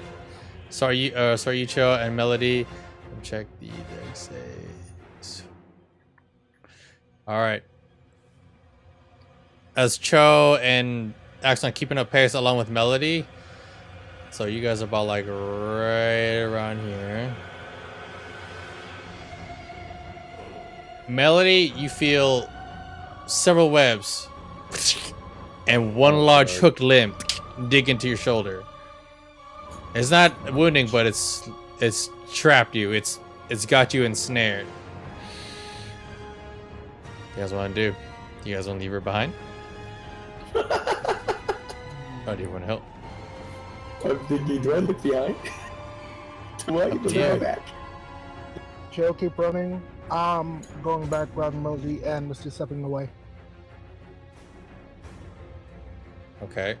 So, what are you gonna do to help Melody?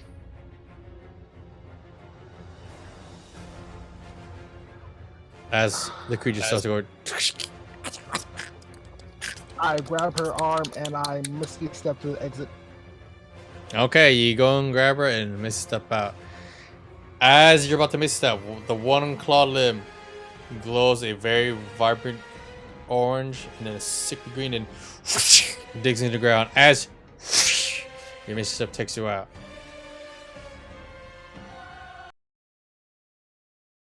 And all you hear is a skittering sound, and it looks like they're trying to like follow you, but a little bit too large. They've overgrown that, but you guys managed to make your way out into who knows where. Wonder bar. Wonderbar, wonderbar. Indeed.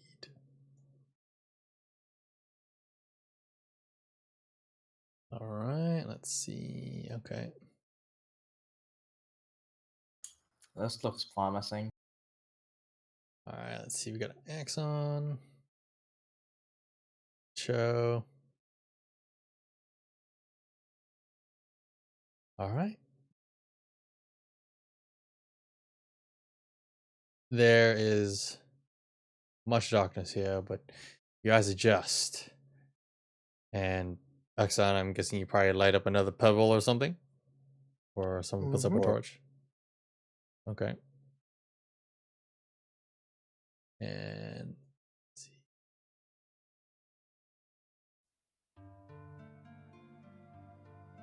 Melody, are you okay? Yeah. That's good. You guys just managed to run away from a very deadly encounter.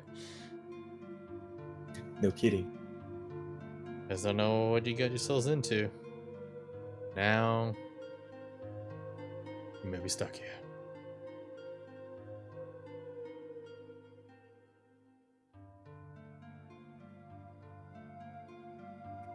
Well, we better continue onwards. Okay. Okay. Move about 30 feet, I guess. Yeah, from there you don't see the full picture, so you can just move there.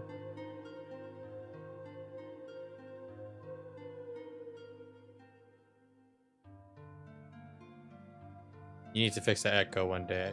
Like hearing my own voice really is hurting my head. Yeah. Yeah, he needs to. You need to get a headset, man, or headphones. Jeez. I will when I get money. There you go. Alright. Accent forward, you can see this is definitely something really old. You're not too sure what it is. There's several pillars, some crash, broken. In the middle, you see something like almost it seems like an altar of some sorts, or you're not too sure. Something essential at the top, but it's a bit hard to see from where you're at. You'd have to probably start climbing up. Looking at the sides, these are the different alcoves, almost like different rooms. Okay. Do I see any tracks of any kind? Make a survival check. Okay.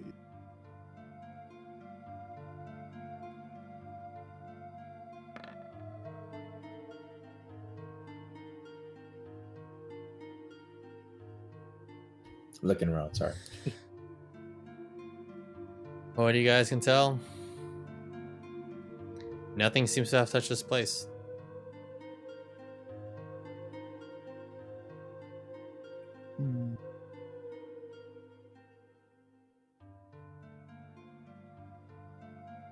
Okay, guys, I'm going to explore a little bit more. All right. I'll move alongside with you. Guess I'll move right here. All right.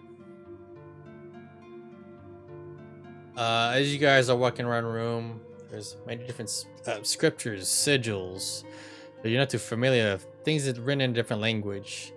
There used to be like shelves and armoires where armor would be put, weapon holsters, small dormitories, long destroyed bedding.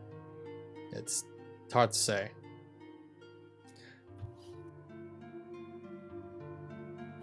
At this point, I inside me, the inner voice, I ask Greed. I say, "Hey, Greed, you know any of this stuff?" Make a persuasion roll.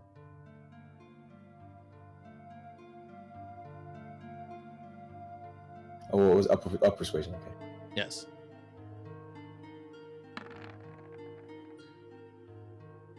You hear nothing but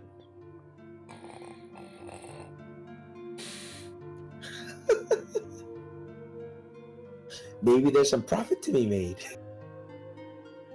you satiate his hunger with all the banking you did today. Yep.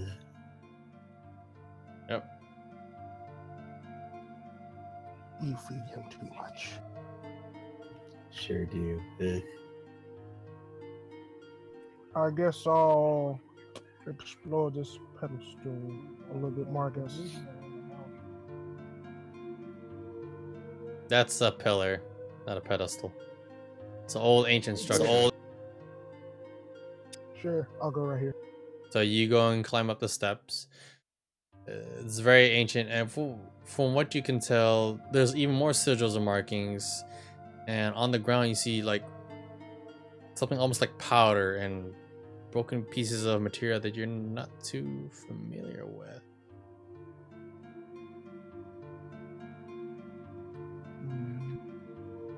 Would I know from its history, like around, or just kind of my observation, that this might be a religious site?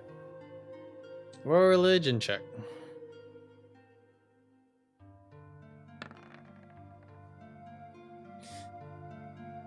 It seems very religious, but you don't know any religion that does this form of like architecture or scriptures at all.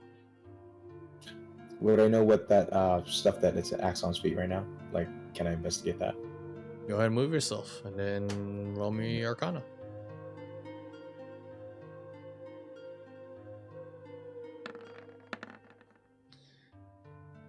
This residue seems very unfamiliar, yet there is something akin to it that you have possibly touched before or seen from the past. Though in the basin itself, there's none of it remaining. All of this is outside the basin.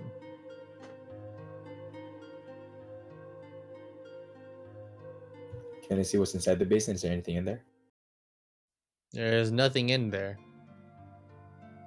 Plain empty.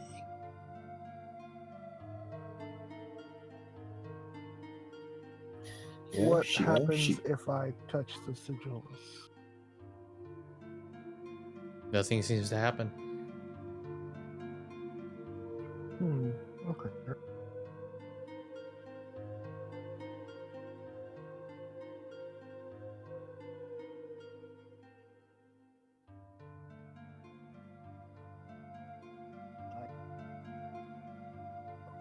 Joe, would you like to explore these rooms with me? Yes, let's go. All right, so you guys Stay by. did do anything? Did you guys do anything in the basin, by the way? Did any of you say that? You only touched the powder, correct? Yeah, I just look inside the basin. I try to like see over, like kind of look inside closely, but I don't really see anything. Right? Make a perception check, real quick.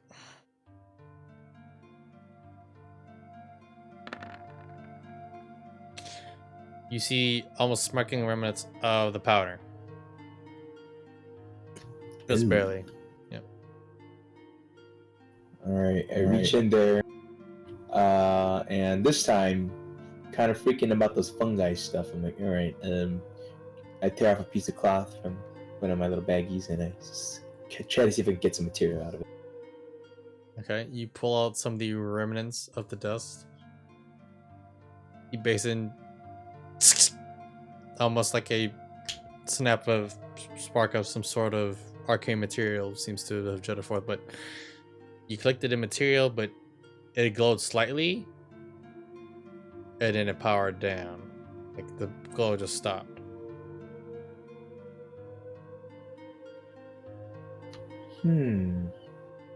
I grab more of the material that's around the basin. I throw it inside the basin.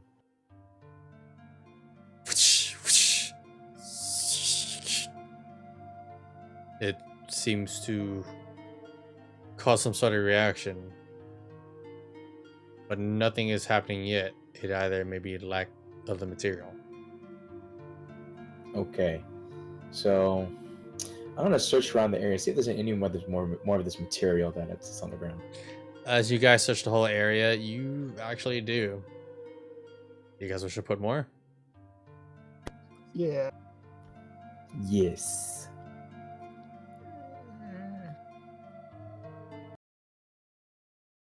What could go wrong?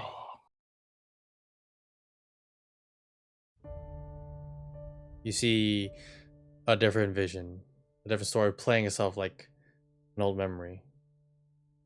A different crystal.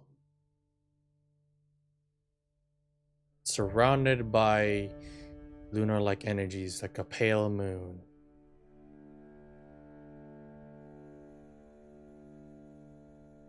Speak. You have plagued me. What do you want? I am cursed. You see Titus as he's yelling and talking to no one. And you hear a giggle happening all around him. I tire of these games. What is this? You've brought me here. Again, there's no voices. His hand reaches over to touch the crystal. Tink, tink. Nothing.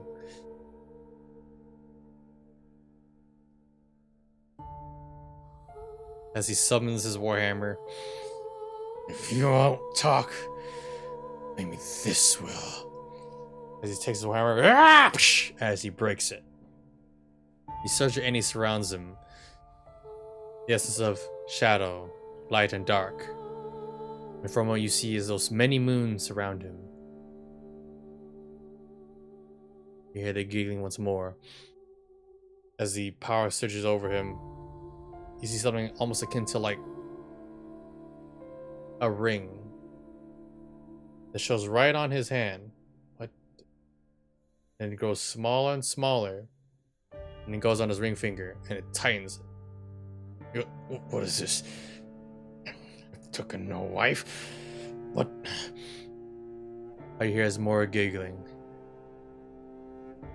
Speak to me! I come here to help. Seek her from this curse. I'm dying. I thought you cursed me. I did to save my friends. For Vizzy. And to leave my company. What is this? All you hear is more giggling and laughter.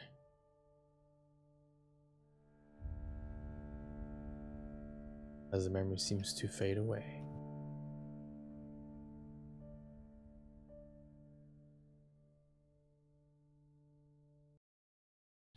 Well,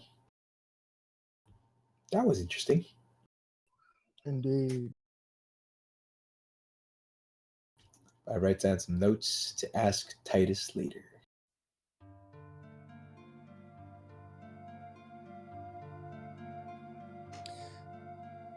As the vision ended, and the awareness of the crystal dissipated, the memory.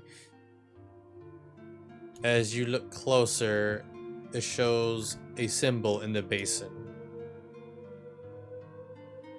So who wants to make the roll for this religion check? I'll make the roll for it, I guess. Alright, go for it.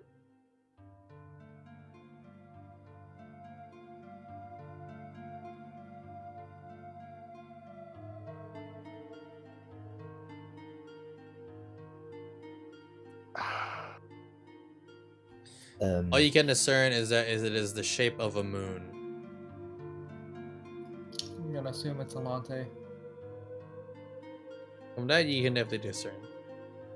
Can I make a roll myself? Sure.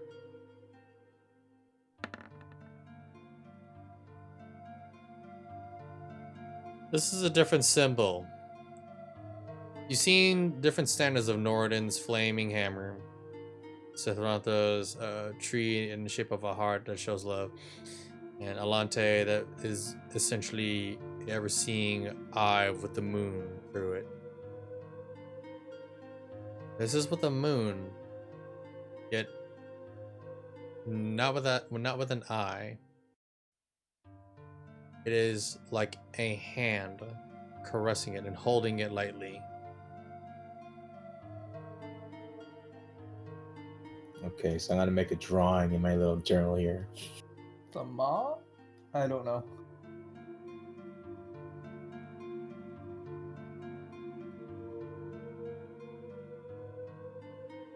Well, Melody can try the last check to see if she wants to find out more. Anything else you can ask Titus. This is the symbol when the goddess chooses someone that she wishes to love, be they mortal or not.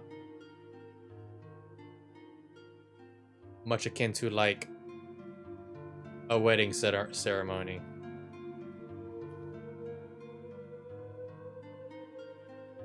Okay then.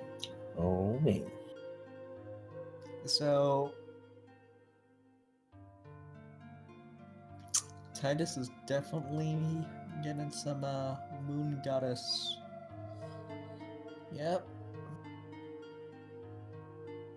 He's looking at them full moons. Oh yeah. Oh, Jeff.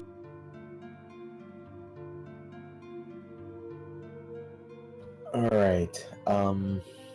So there's nothing else to look at here. So let's continue investigating this area. All right. Indeed. What you can discern thus far is all the effects, scriptures, and sigils that you can't seem to understand. But nothing seems to have really passed by here. No creature.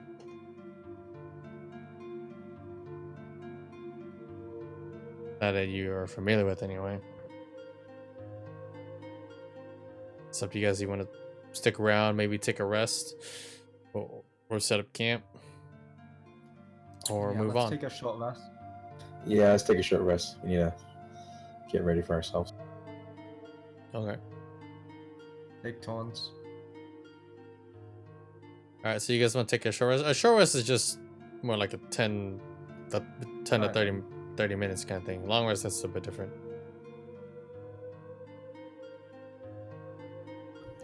Yeah. Alright. So you guys take a short rest with each other. Is there anything you guys want to say while you guys are having a short rest? Any discussions? Well, I hope brother Yorn is still alive. Man, I missed the guy. I hope so as Okay. well. It doesn't seem anything's been through here in a very long time. That concerns me. Yep. So let's go back through the spiral pit and Well, I mean, we can go that way, or we can keep investigating upwards a little bit. We haven't really gone up north of this That's actually area. more down. Oh, Yeah. You don't know where the tunnels exactly may lead. yeah, exactly. Don't know how to go. All right. Well, while they rest around, I'm just gonna wander around here, kind of looking, and try to see if there's anything going around, anything interesting that I can look about. There doesn't seem to be much at all. Whatever there was here, it was left abandoned. Though, if you want to search more, try investigation check. And give me a luck check along with it too.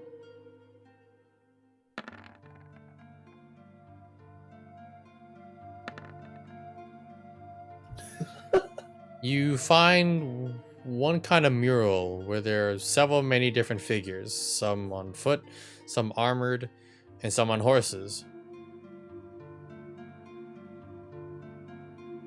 One of them is on a flaming horse, wielding what seems to be a cudgel and a shield. Oh, man. Oh. Oh.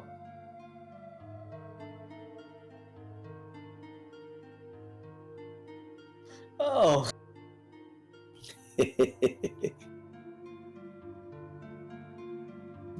Wonder who that could be.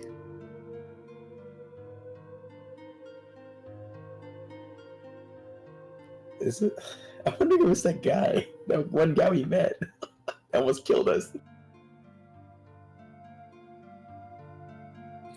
Make an intelligence check real quick, Cho.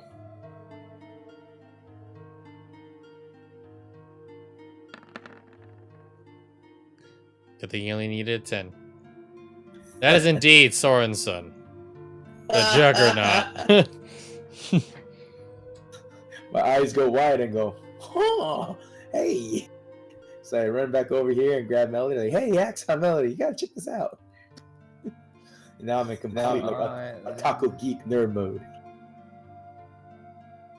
Alright, so he drags you guys over to the mural and he points out at the picture. Also, is this area well? What? What? Is this area relatively well lit? Or do I need Axon's magic? You need Axon to help you or Cho to guide you. I mean, you can totally light a torch if you have any in your inventory. Axon. I'll walk over there. There you go. Remember these guys? Remember this guy right here? You almost got killed by him. Yes, I do.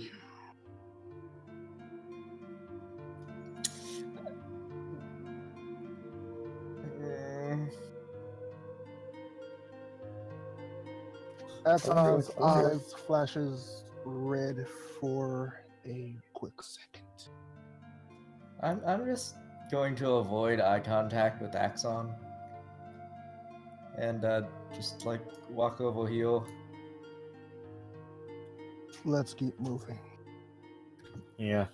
Alright, well, that's enough history.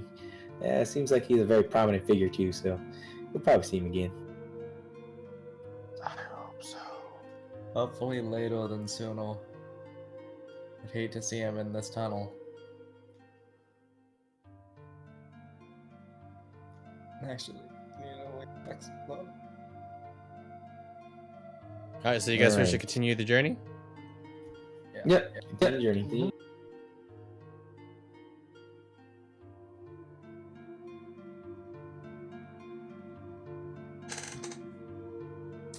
Alright, give me a second. Switch things over.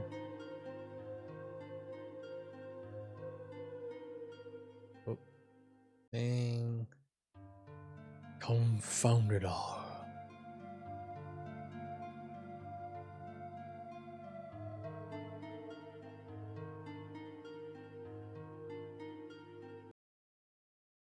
Alright. Moment. Yeah.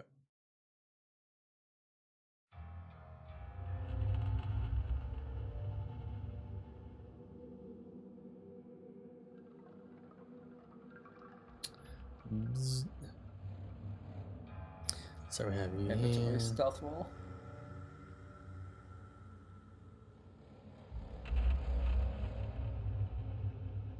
Alright. So far, as you guys go deeper into tunnels, managing to dodge a few dangers, sneaking along by, um, uh, finding a few occasional spider webs here and there, and large dropping from a creature that you're not too familiar with. Okay, yeah, pretty good stealth rolls. Though at this point, exhaustion has hit you severely, and it's time to set up camp. So, whatever you guys have in your inventory or whatever, get to eat your rations and your food, -1 ration from your pack, and tell me how you guys set up camp and who takes the first watch. Okay. Alright, we need to check the perimeter first around this area, see how safe it is, and then we'll Nice. set it up.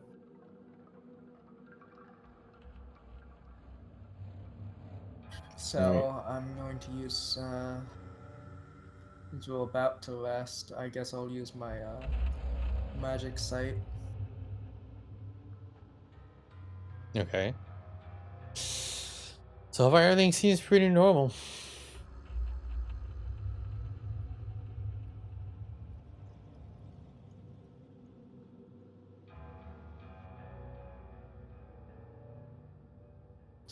Alright.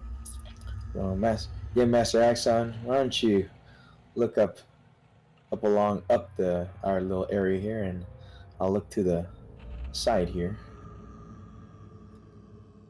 Okay. I'm gonna go that way. And I'm he gonna points, stay with the group. and he points to you to go up that way.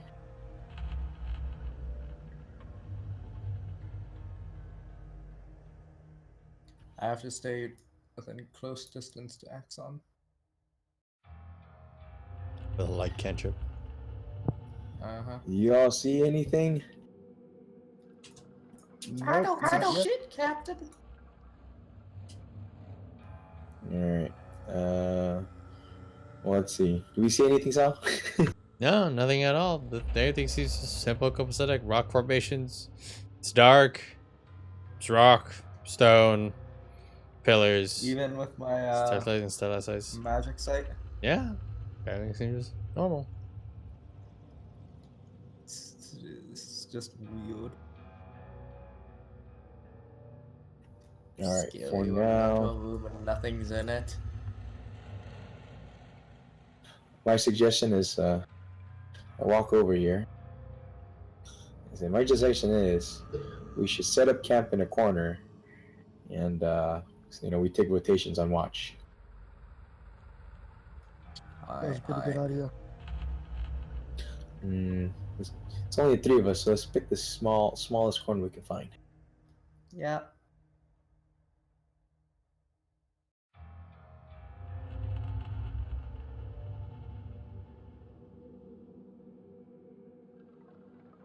I think here seems okay. Or maybe here. I don't know. What do you guys think? What is this? That's just a ridge So this over here is going basically up or down. it's going down. So basically, right where you guys are right here is literally like the high ground.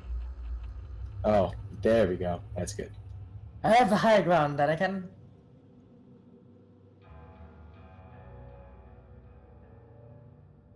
Just All right, solid all right. spot.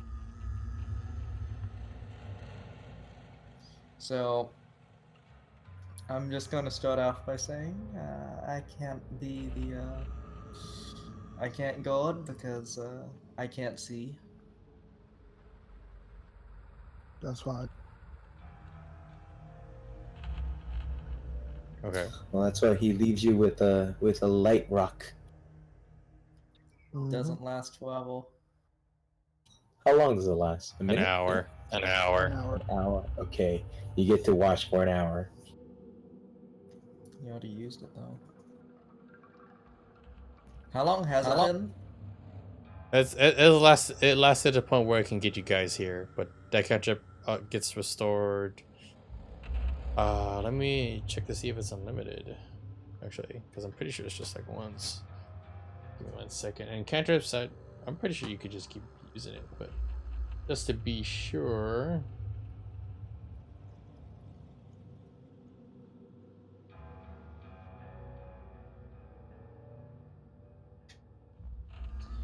One moment.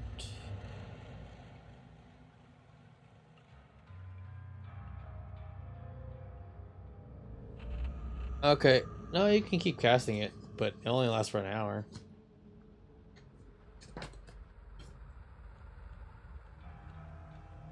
There you go. Alright. Do you want to recast it on that rock? Yeah, I recast it. And you find a new Alright. pebbled rock to just cast light on. Mm-hmm. I would suggest, for melody's sake, cast cantrip on several rocks and throw it out there. Light Okay. cantrip, I mean. Yeah, that's a good idea. I'll just get a handful and cast a light cantrip on all of them, I guess. Alright.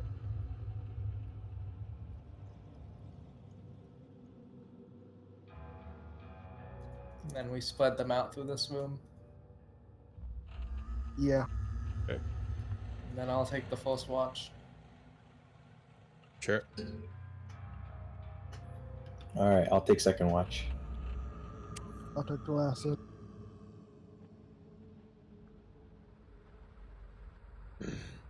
Alright, so do you guys make a campfire or anything at all, or no? Or do you put a tent, or just bedrolls? How you guys setting up camp? I guess I'm a fire gonna- and I'm gonna- rolls. One at a time? Go Exxon. Campfire and bedrolls. Alright. What a cave. What do we have? Shouldn't What do we really have need for to. fuel? Oh yeah. Let me see.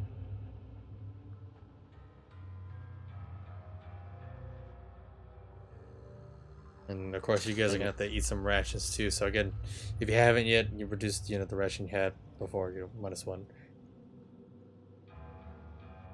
Yep.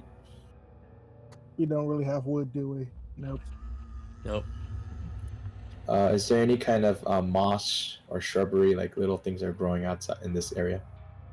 If anything, it's barely small and can barely do anything for you. Like just a fresh bud. There's really nothing much they can do. You just got a lot of rocks.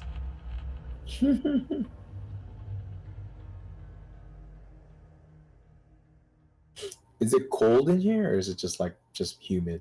It's pretty cold. Like definitely, you'll have like, if you guys huddle up close together, it'll be comfortable enough. But yeah, it's pretty damn cold. All right, then. I'm gonna sit here in this little corner pillar in here with the bedroll, and Axon, let's all huddle together, guys. A yuck, a yuck, a yuck. Okay. All right. Melody, where do you go to take watch? Also, you have a bunch of other pillars blocking some of you here and there. And how many pebbles did you? A handful. Okay.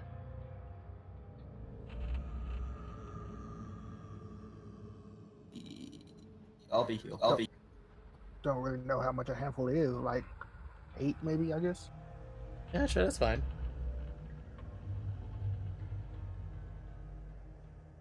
Eight should be able to light up the room pretty well. To a good extent. Okay. So, where do you station yourself? Near the fellows, on a ridge, down at the foot of the ridge. Not at the low ground. I'll station myself here. Okay.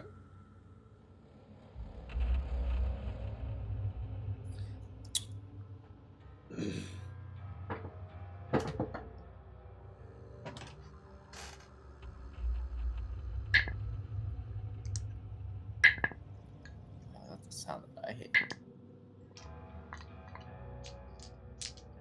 He is rolling them dice.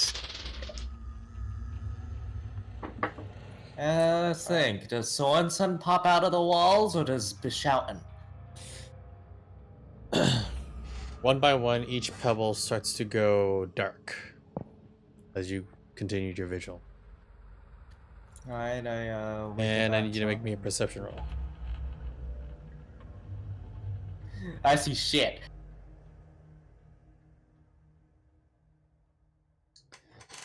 Okay. Yeah, I wake up Axon and tell him to cast a... As you move forward,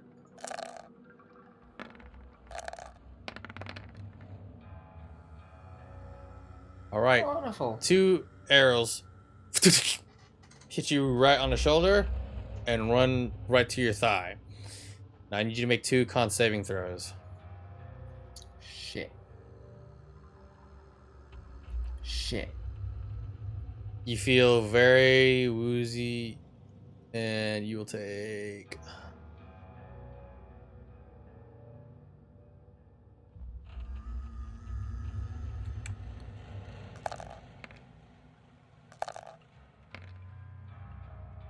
$13 piercing damage, and you soon and fall asleep. Alright.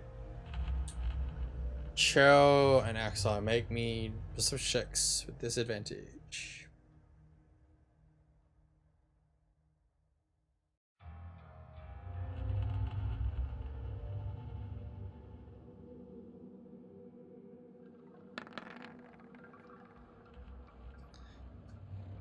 Alright.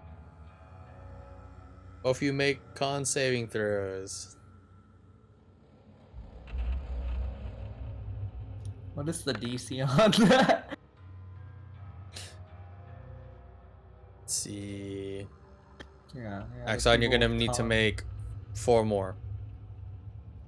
Holy shit. So it's 5 in total. Alright. Okay, so Axon failed 1. Alright, Cho, you're next. So 4 more. Yeah.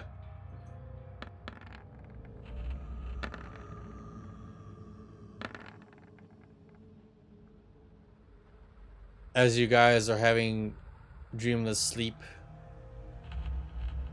you feel something sharp happen in your body.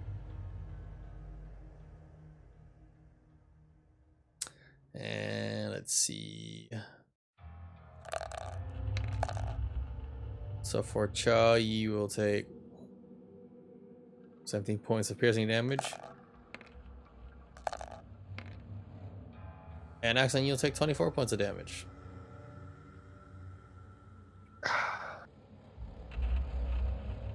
And as you stay into a great slumber of sleep, feeling wounded,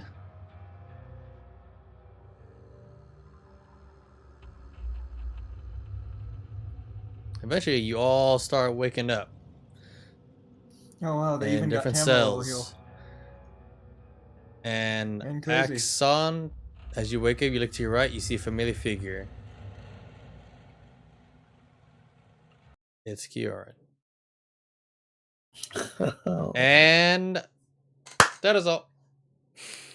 So, thank you guys for coming, thank you guys for playing, and we'll see what happens. As also your other crewmates came along to try to, follow right after you guys after you left the note. Well, one thing kind of led to another. Where'd I go? How's Meko? I know, right? Well, Well, yeah, that's a good question. There's another Oh, map, damn. but it's not shown right at the moment. But I'll be right back.